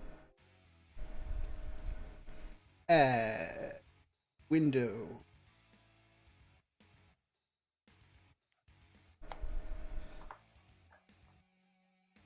So, I'm sorry, guys. Someone didn't like the lion jokes. Come back to haunt you. Look at that. Lions and potatoes and jute. Oh my.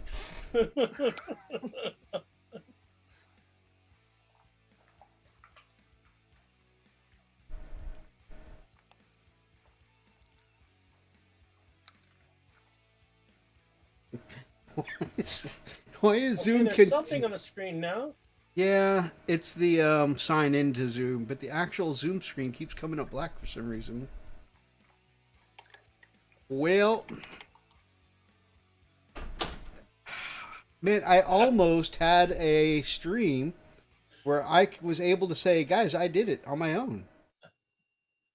Okay, well, if this isn't showing up, maybe we can end on... Yeah, we can end on Art of the Week. All right. Well, at least it's one thing I didn't break. I broke everything else, but here's one thing. So, instead of our lovely faces, maybe we can... Oh, there it is! Art of the Week. Okay. We can end on Art of the Week. All right. Jesus. All right. So, it's fine. I got to the thing I was looking for. I can't use the thing that we were using, but got to the thing we were looking for. Send help. So, yeah, talking about kit bashing, I had this idea for... I wanted to make my two Redemptors really look different from each other. And so I was trying to figure out how to paint this guy up. And I had this idea that this guy used to be a Thunderbolt cavalry rider. And the whole idea behind dreadnoughts is that, you know, they put a reverend brother into a dreadnought when he would otherwise die to continue to serve the emperor. Well, he was on his wolf, he took the hit, whatever it was, and it killed him. And so, out of love of his wolf, he took the hide of that wolf and he wrapped it around his Redemptor's fist. And I didn't have... I'm out of green stuff. I don't have any in the house right now. So I was thrashing around trying to figure out how to do this. And I had watched a video a couple weeks back about somebody using toilet paper and paper towel to do fur effects. And I was looking at it and it looked okay, and I still wasn't completely happy with it. So I went and I grabbed some jute and I shredded up some jute, unwound the thread, and I shredded it up and dumped it on the glued down paper, and then laid some more what do you call it?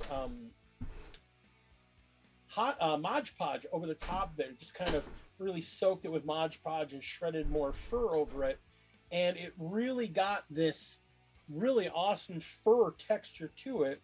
And then I took some more and just kind of wrapped it around to make it look like it's just tied onto his wrist, like just on the back of his fist there. And I wasn't sure it worked at first. I mean, it looked good, but it's like, well, would he really do that? And I'm like, you know what? It looks good. It's what he did. It's fine. Yeah, it looks great. And, you know, a lot of people put pelts on their dreads, so I think you would do that. Also, those diagonals down your dread leg are super crisp and on point. That was all freehanded. I didn't use any type of tape or masking or anything. And I must have painted it like 4 times before I got it right. But I gotta say, one of the biggest things painting that other set of Marines has done for me, because I'm doing all their shoulder pads and all their shoulder guards, I'm painting the skull because their chapter symbol is a white skull on a purple field, and I don't have that many skull transfers, so I just decided to freehand all the skulls. Just freehanding that much repeatedly, trying to get the shapes down and get the whirls down and get the circles down and get everything on the way you want. It's shocking that, you know, the amount of confidence I have in just going, okay, I just need to do this, and just grab a brush and just keep doing motions until I get what I want. And if I don't like it, wipe it off and, wipe it off, scrape it off, or just paint over it again and weather it more so it looks like it's just been charred into the piece. But just keep going until I get what I want. And it's really done, it's been a huge confidence boost for me doing custom paint jobs, because as much as I like my paint jobs, they're very basic. I don't have any illusions. I'm very basic with my paint jobs, but the freehanding has really done a lot to make me feel more confident. Dude, freehanding is not an easy skill to learn, so I mean, big kudos to you. Also, Brother Rob says your basing is the hotness. I appreciate that. I came up with a method to do that basing like 2.5 years ago, and I've just kept refining it. Now I've got it down to, I take a regular base, I prime the base, I take the Martian Iron Earth, I give it a thick layer of Martian Iron Earth over it. If it's a bigger base like it is on that Dread, I'll take a bunch of sand and super glue and baking soda alternating and make just a big pile of rocks, and until I get like a hill-like looking shape. Spray paint the whole thing white, hit it with gloss, and I was making my own glaze for a while there out of Baharoth blue. And after messing around with a couple other color combinations, I found if I take 1 part contrast medium, 2 parts aethermatic blue, and 1 part I think it's called McCrag blue. It's another contrast paint, but it's like an ultramarine looking blue.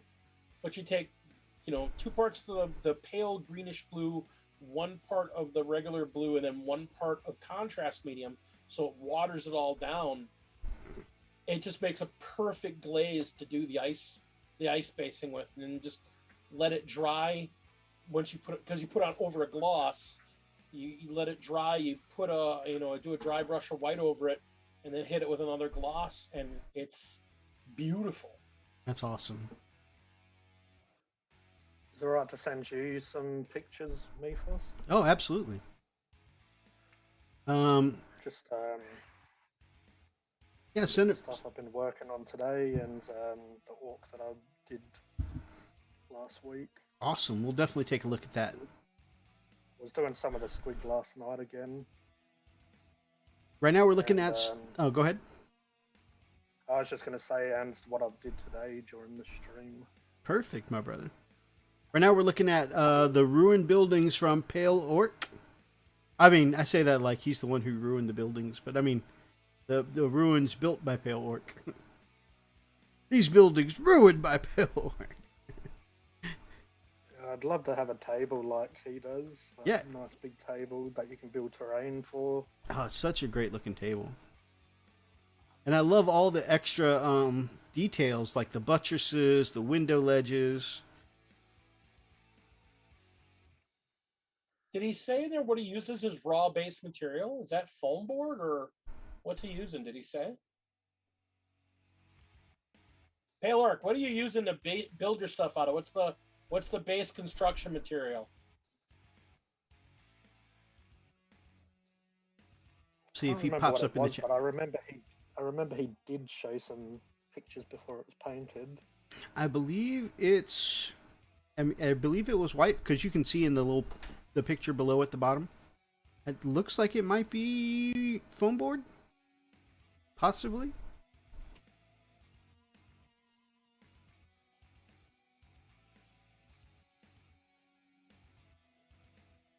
No, he wants attention, then he goes and walks away. What's wrong with this man? I love the a lot of people would just showcase the buildings themselves when they're trying to show them off. I love that he actually put together a battle scene for it, though. Well, I mean, terrain's great and all, but if you don't show how it's functional, it's just stuff, you know? I mean, that's the beauty of it. I mean, he's showing that it's really super functional and super usable. I mean, that's, again, you want your terrain to be usable. You don't want it to just be something you stick on a table. Oh, it looks pretty. It's one of the problems I have with a lot of the GW terrain. It looks really good, but it doesn't do much other than looking good. I mean, it looks good, I'm not going to lie, but it doesn't block lines of sight. It doesn't create a lot of tactical. It's just, it looks good. It's good for displays. It's good for, stuff like that. But, talking about the competitive scene, it's like, no, you don't want to use that stuff because it really doesn't do much other than just sit on the table. You want to, there's a few pieces that do, but a lot of it you really want to scratch build and build yourself. I like that it's 9 functional pieces too, so that there are clean lanes, for traffic to move, for vehicles and whatnot, because it almost gives you the ability to do things like laning with your army, like you might do in League of Legends or whatever. If they're coming down a path, you might be able to funnel them. Your infantry can go through the buildings. You can stop a tank at one of these choke points. I like that. I've mentioned before that I think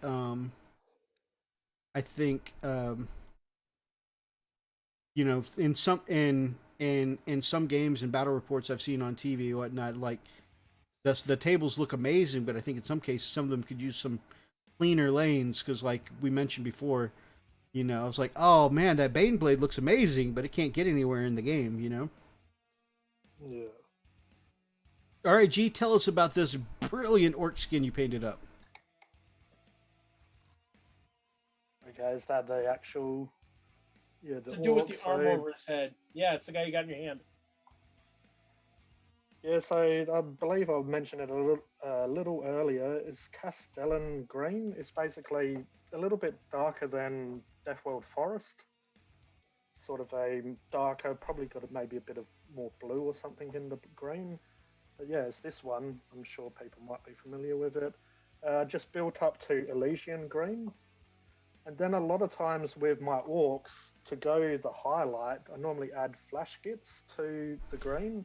I was experimenting as I was glazing, and it did seem a little bit too yellow. For my Iron Jaws for Age of Sigmar, I use a dark green and build up to moot green, and then put flash gits in it because I want their skin tone to be quite green, like the battle tone. It's kind of like a really sort of comic booky green. Right. With my 40k orcs, I want them to be a little bit more natural skin tones, something that might be real, I guess. So I started adding more, I believe I added Krieg khaki to it. So a lot of people use Ogren camo. Mm-hmm. They're quite similar. Yeah. Ogren camo seemed a little bit more on sort of the yellow side, where this Krieg khaki is the first time I've used this in a skin tone. They're just mixing a little bit of that into the Elysian green, sort of for the really bright areas, just worked well. And basically I did the Castellan green all over the orc, so it was quite dark. And you can see that I've left it in the creases of the muscles. So that's just glazing for days, basically. Probably at least maybe 50 times I've gone over the skin just with a really, really thin coat. It's basically, I used Limian medium. You could use another medium, but I've used obviously Citadel's medium and mixed it really well into the paint.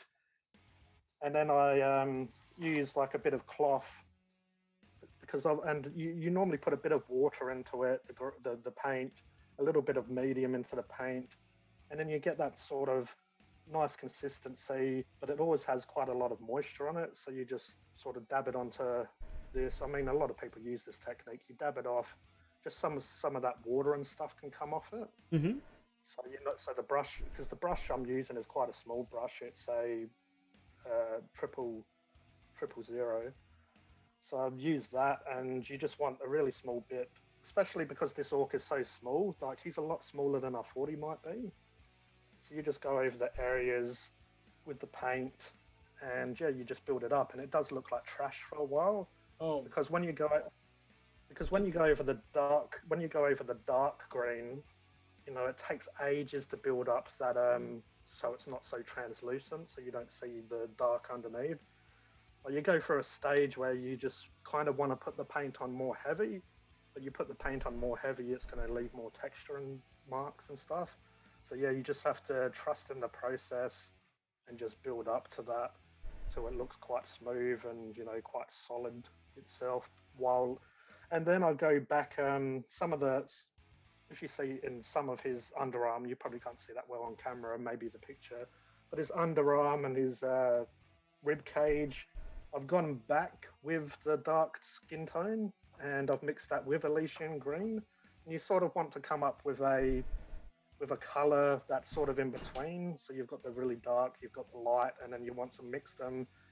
You sort of just test it out, and that's just to add more shadow in his pec, under his muscles and stuff like that. Because obviously when you go back and forth, the tones, I just the tones on that green, like right across the pec and into the shoulder, the way those tones just layer up, dude. That, I mean, that is honestly, I'm honestly struck by that. That is just stunning. Yeah, absolutely gorgeous. I mean, the blending and the way the tones just grow. I mean, that really is an organic looking blend there. I mean, that's absolutely top-notch work. That is just ridiculously beautiful work, man. Where the flesh meets the mechanical parts of him as well, I put quite a sort of red in between where the torn flesh is. But then I've gone back and glazed in, I think it might have been Bugman's Glow, and I believe I put a little bit of Evil Sun Scarlet in. And then you want to mix the flesh tone into those colors.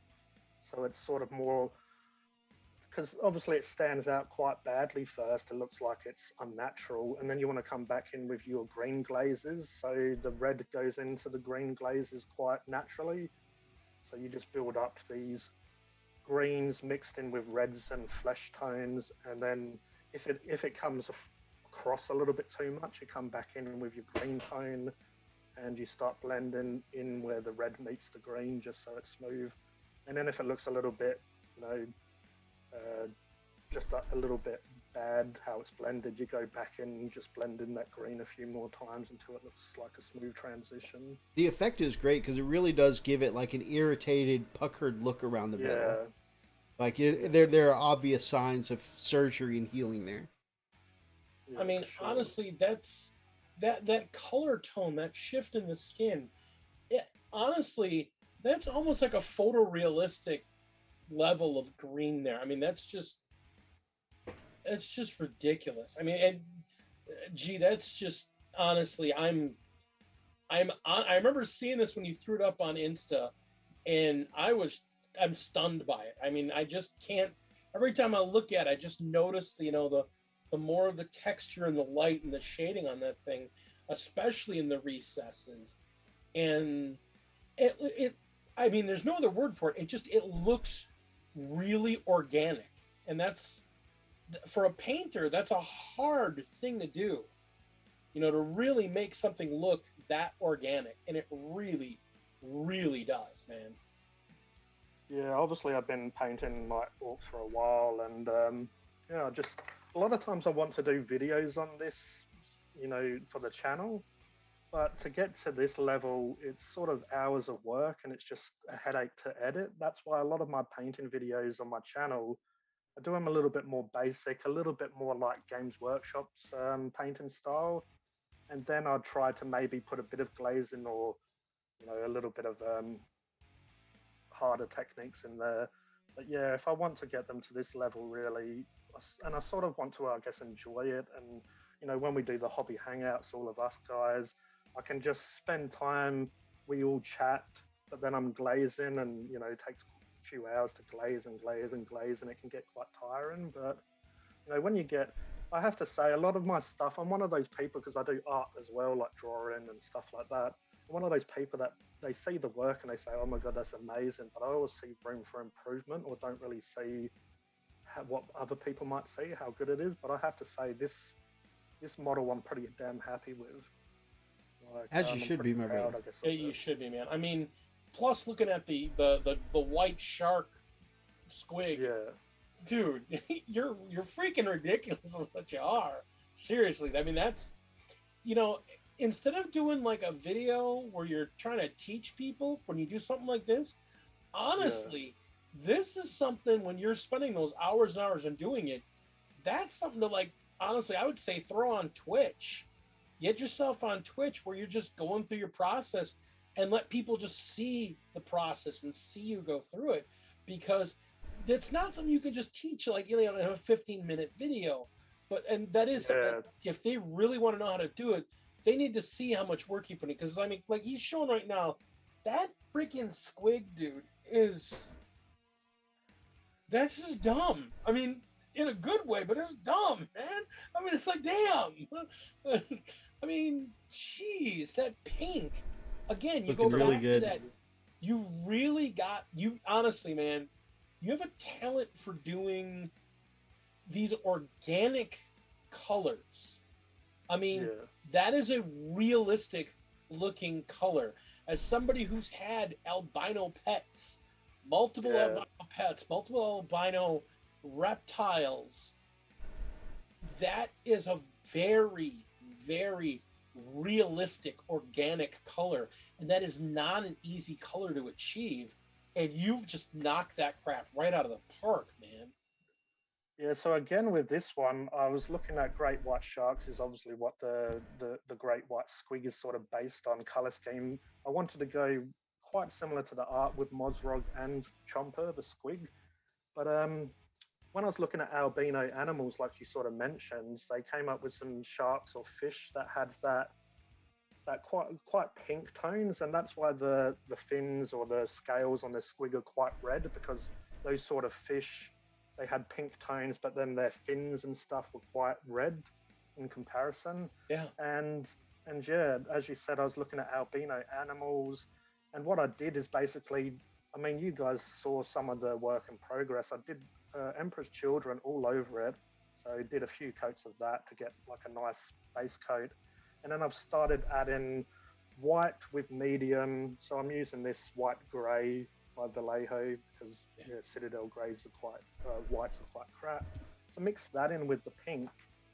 And basically, yet again, it's the same sort of process where I've glazed it. I did even use a little bit of Vallejo glazed medium on the squig, just to try it out because I've got it. And it does leave it a little bit glossy, but I'm not sure if I quite like that, because it makes it look a little bit like, aquatic, quite sort of shiny looking to the skin. But obviously, if I need to, I can just go over with the mix without the medium, or I can just obviously put what's the word? It's like a technical hard coat or storm shield or whatever it is, like a varnish, just to make that a little less glossy. But just building up the white with the pink, and over time I've added more and more white to it, because obviously I'm trying to achieve white but with like a pink undertone. And on the belly of the squig, I'm trying to leave it white, obviously like the Great White, how it goes, transitions from white to grey, but doing that with the pink. So sort of going from the pink to a complete sort of white grey sort of colours. And at the same time, you got those teeth, got that wonderful yellowing to them. That's not cartoony looking. It's that. I mean, that's actually almost as impressive, because I mean, I know when I do teeth or claws like that, it's hard to get to that point where they don't look like they're cartoony colored bones. That looks like, that looks like yellowed animal teeth. I mean, that's, again, your grasp of color. I go on about this. I talk about this with Lady D all the time, because she has this incredible grasp of blending colors and some great effects. And it's the same thing here. I don't have the patience or the skill, but I can see it and recognize it. And sometimes people don't look at it and realize what difficult and how much time and skill it takes to do something like that. And to get those kind of photorealistic organic colors, I mean, gee, they're just stunning, man. Seriously, it's absolutely just stunning work. Yeah, I appreciate that, bro. I basically have always been interested in art ever since a kid. And I was one of those people that say, like, English and stuff I was never that good at, even though I like reading and writing. But I'd always be good at art, even when as I say, I do stuff that I don't really feel is that good. I'd always get A's or A pluses in school. I did a little bit of arts school when I was going to normal high school. And yeah, I did some courses in art. So that was more painting on canvas. But as I said earlier, I've been interested in miniature since a kid. Got out of it for quite a few years, got back into it. But yeah, I like playing and converting and stuff, but the painting is what I really enjoyed doing. So just like having a bit of fun, and because I paint so many orcs, I've got so many different styles. As I said, I use the moot green, which is the bright sort of green with yellow tones, to have that sort of cartoony look to them. And then because I paint so many orcs, I want them to be a bit different, you're not just burn out from painting the same color all the time. Very cool. Awesome work. Lots of love for your work in the chat too. Rob says that it's beautiful. Also, he said earlier you're commenting on the ugly phase where you're painting, and especially when you're doing such thin layers and glazing. And he says the ugly phase is very real. Trust in the process. Amen. That's awesome. I think that's what the problem I had as a kid. If you're painting something like white, or just a color, or even in the ugly phase, I used to sort of put on the paint a little bit too heavy, because you feel, the color underneath, which is the base coat, and you're trying to get to a lighter tone, there's that stage where it doesn't seem like it's working, so you just get frustrated and you want to put the paint on more heavy than you normally should. So that's when you sort of obviously make it look a little bit ugly, or it's not quite a smooth, nice looking miniature, because you put it on heavy and you go, oh, well, that's covered the base coat, or say if you're using a black, a lot of people use black primer, and to build up to a lighter color on a black primer, sometimes you get frustrated and you want to put it on just heavy, so you get rid of the black, but then the paint doesn't look so nice and smooth or whatever. So that's trust in the process, So that's it. Very, very nice. Well, obviously, you've done some phenomenal work with it. I'm going to move back over to your green skin because it's so gorgeous as a place for us to wrap up for the evening. Like this one. This one, I think, really sells it. As a quick question, just because I was curious, why did you opt for the over-the-shoulder pose instead of the stock pose? Yeah, I'm not totally happy with the pose. He looks a little bit like he's grabbing a knife behind his back. Well, I did that because the arm covers it. So if I'm spending so much time on the skin tone, like his arm covers a lot of it. Oh, that makes sense. Also, and just, because at first I left the arm on just with blue tack, so he was blue tacked on. But then after a while, I'm like, the pose I'm not completely happy with, but at least it being sort of up, it gives you more room to work on it, because I actually want to try and attempt to do a snake tattoo on the orc, but that's I'm cool. a little bit reluctant, but I want to go from his pec to over his arm with a sort of tribal snake tattoo. Maybe put like a big weapon or something back in that hand, like he's reaching for it, like you said. Add action and movement to it. Yeah. So yeah, someone else had maybe put a chopper or something in his arm, so I might end up doing that.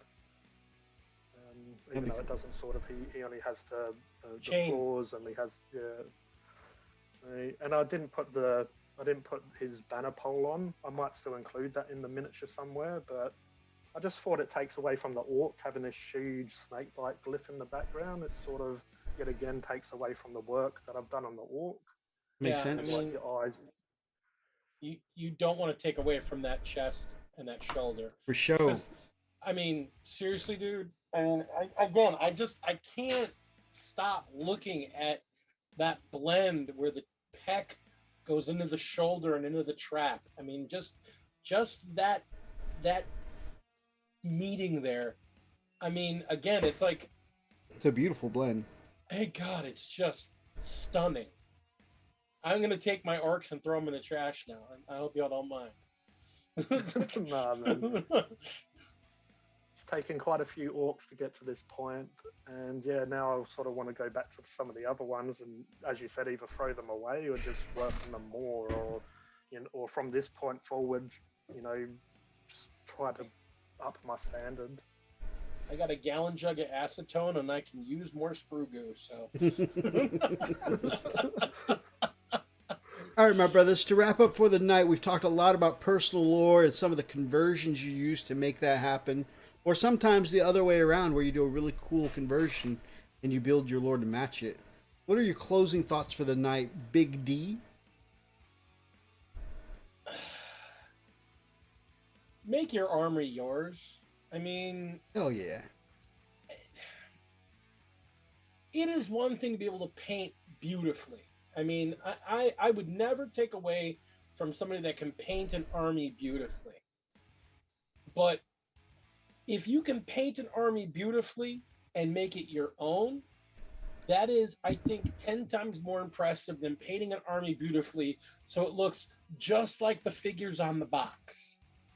Yeah. I'm not saying there's anything wrong with looking like what's on the box, but when you can make it just yours, like little things even, it makes it such a better model overall. I mean, Mythos, you and your water bases and your little triangles on your white scars, it's your thing, man, and it looks good. Thank you so much, my brother. With me, it's I always focus. I want my bases. My figures will look pretty good, but my bases, when I put them down, I want to be able to put my figures next to each other, and you look at them bases and go, I know where they're at. I know where they're from. I know what they're doing, And, gee, you just make me sick. Oh, man. I'll hand out buckets to everyone. Yeah, you have done some absolutely incredible work tonight. Guys, we got on a roll and had some great discussion tonight.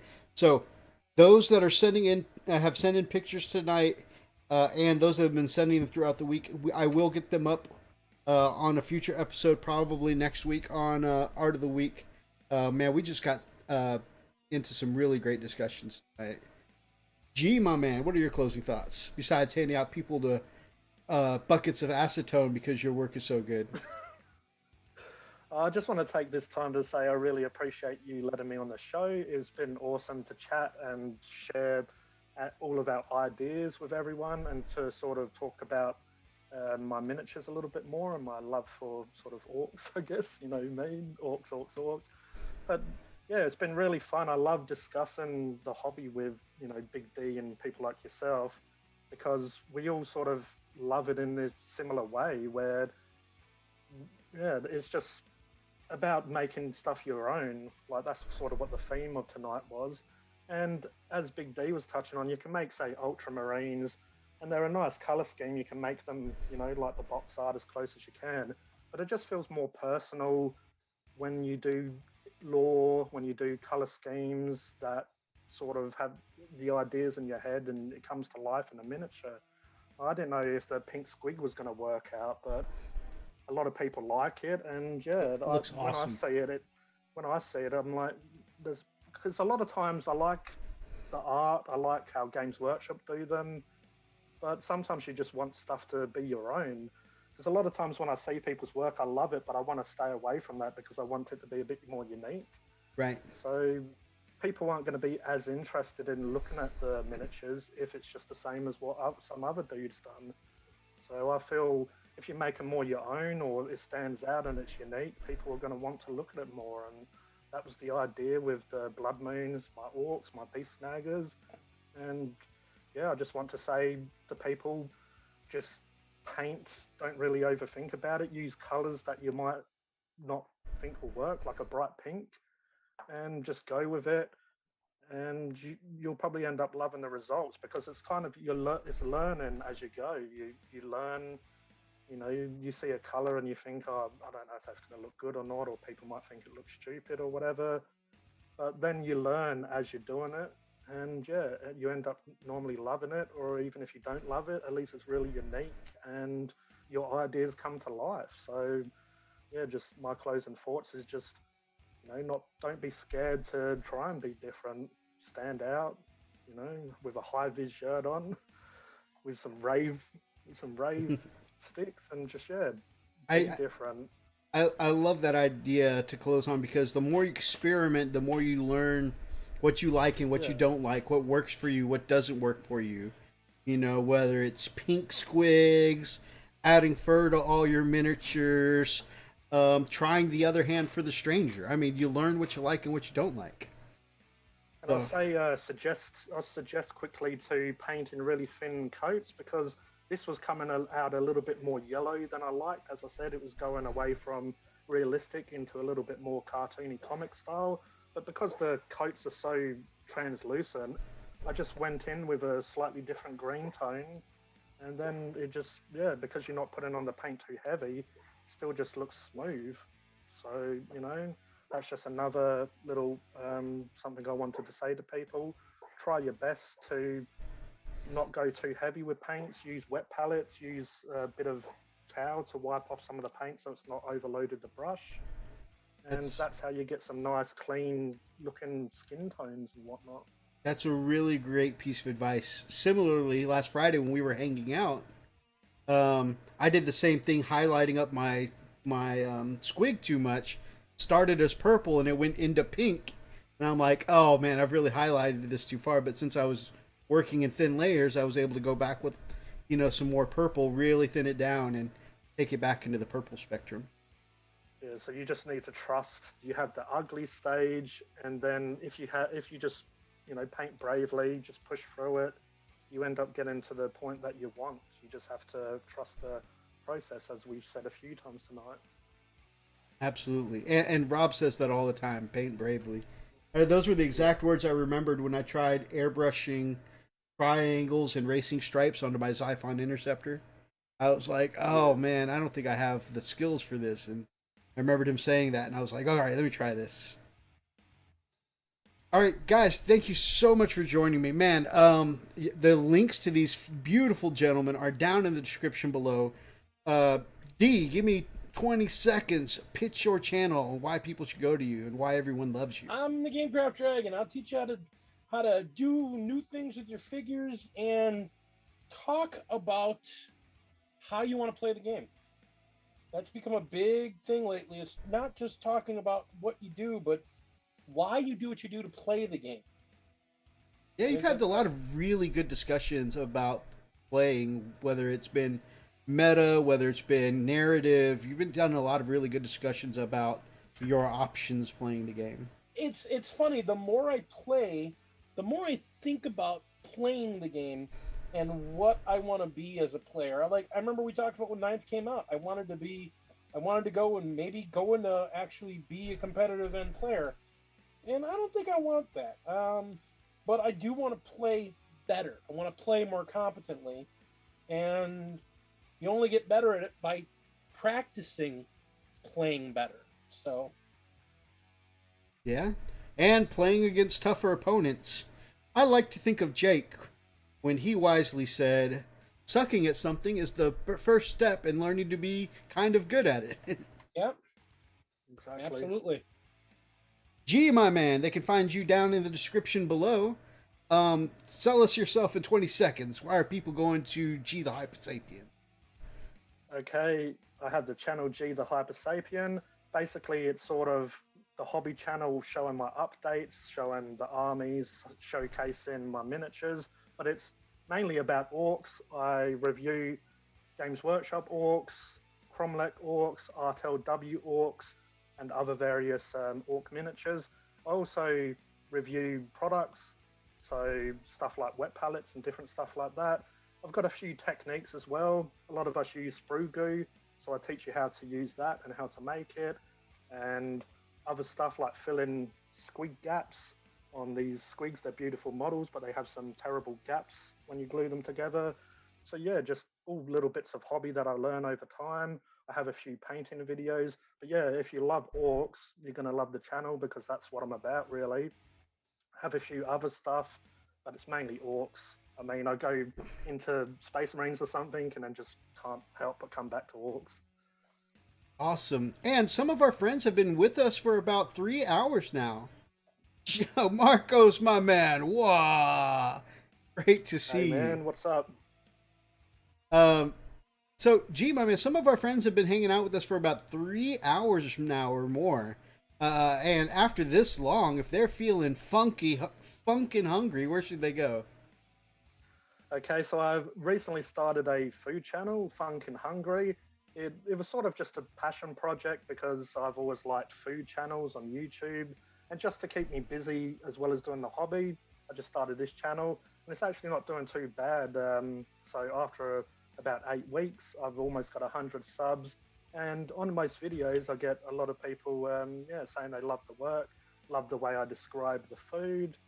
So I'm going to keep on doing it because a lot of people enjoy watching it. Oh, guys, And, 7 more subs. Can we get him 7 more subs? So when I get to 100 subs, I'm going to actually get some new channel art. Just like my G the Hypersapien art has some nice channel art, I'm going to get a better logo, and I'm basically going to drop that when I get 100 subs. I'm going to update the channel to make it look a little bit better, have a nice intro, and better artwork. Kaiju, you know I love my Viva La Dirt League. Actually, while I'm here, guys, 7 more. We can do 7 more, right, guys? Yeah, come on, guys. So I like grabbing new food, even if it's stuff I don't know if I'm going to like. I like just being adventurous and trying stuff. So I do that anyway, so I thought I may as well do that on a channel. And as I said, a lot of people have started, replying or commenting, and they enjoy it. So, it gives you the courage to keep on doing it, or encourages you to keep on putting out content. So normally I try to do a few videos a week. I've got a bit of a backlog now, so yeah, I'm going to 57 videos. Yeah, so I'm going to try and do a video, probably have a day break, a video day break, and then probably take the weekend off. And I've been a little bit behind with my hobby channel, but yeah, definitely got plenty of content to come on that, reviews, and I've done a few YouTube shorts that I've done well. So I did a video for the metals on Mozrog, and that got over 1,000. It's still small numbers, but it's not too bad for a short. Got over 1,000 people watched that, a few subs from it. So I'll probably do a few short videos on. I'll probably do a video on the skin tone eventually. So if you're interested in seeing me do that, I'll probably try and do this, but shorten it as much as I can. Yeah, or you could do what I've seen some people do when they say, I spent 40 hours painting this one color of this. I've seen some people do that in vlog form, where they just check in every couple hours or every hour or whatever. Like, all right, guys, so this is after another 20 layers of Elysian green. So. Sure.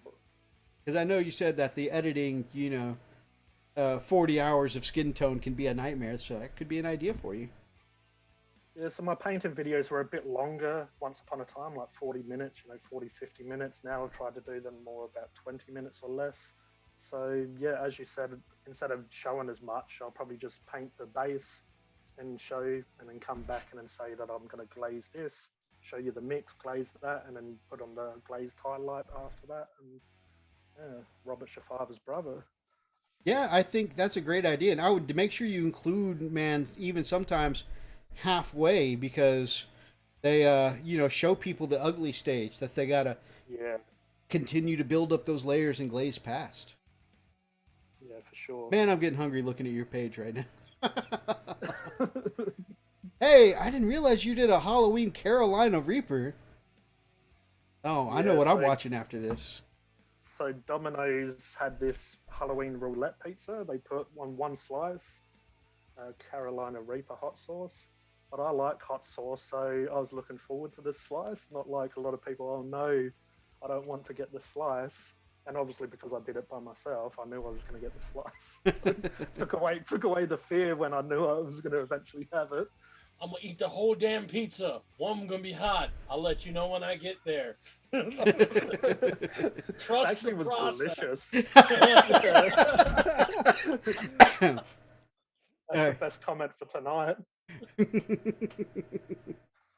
Oh man, guys, we are overtime. I should be starting our hobby hangout right now, but it's been such a blast hanging out with you guys. Again, Yeah, much love, guys. big loves to my guests here. They're down in the description, but I know all of you guys are already subbed to these amazing gents because they have great channels. If you want to see quality content better than mine, make sure you go down to their channels and actually watch a real YouTube channel. If you guys like tonight's show, make sure that you grab up an ox and smash that like button in the name of the Emperor. Drop us some comment. Who's getting the red gobbo? Man, I am gonna try and get there. I'm on a don't buy stuff for myself right now because it's my birthday and then Christmas. But I'm gonna try and get there because that coin looks so cool, and I know everybody's gonna want it. Drop us some comments down below, especially if you're watching from the archives, and feel free to be part of any of these. I normally say ridiculous conversation, but we had some legit hobby conversations tonight. Or if you want to cash it, I would love if you would go to the Vegemite portion of tonight's chat and leave me your opinion there. If you guys are not yet subscribed to any of these fine gents or any of the amazing gentlemen down below in our chilling network, then make sure that you give them a sub. And if you're not subscribed here, man, baby, we would love to have you as part of the pack here on the Frost and Fist. Until next time, guys, stay funkin' hungry. Stay frosty.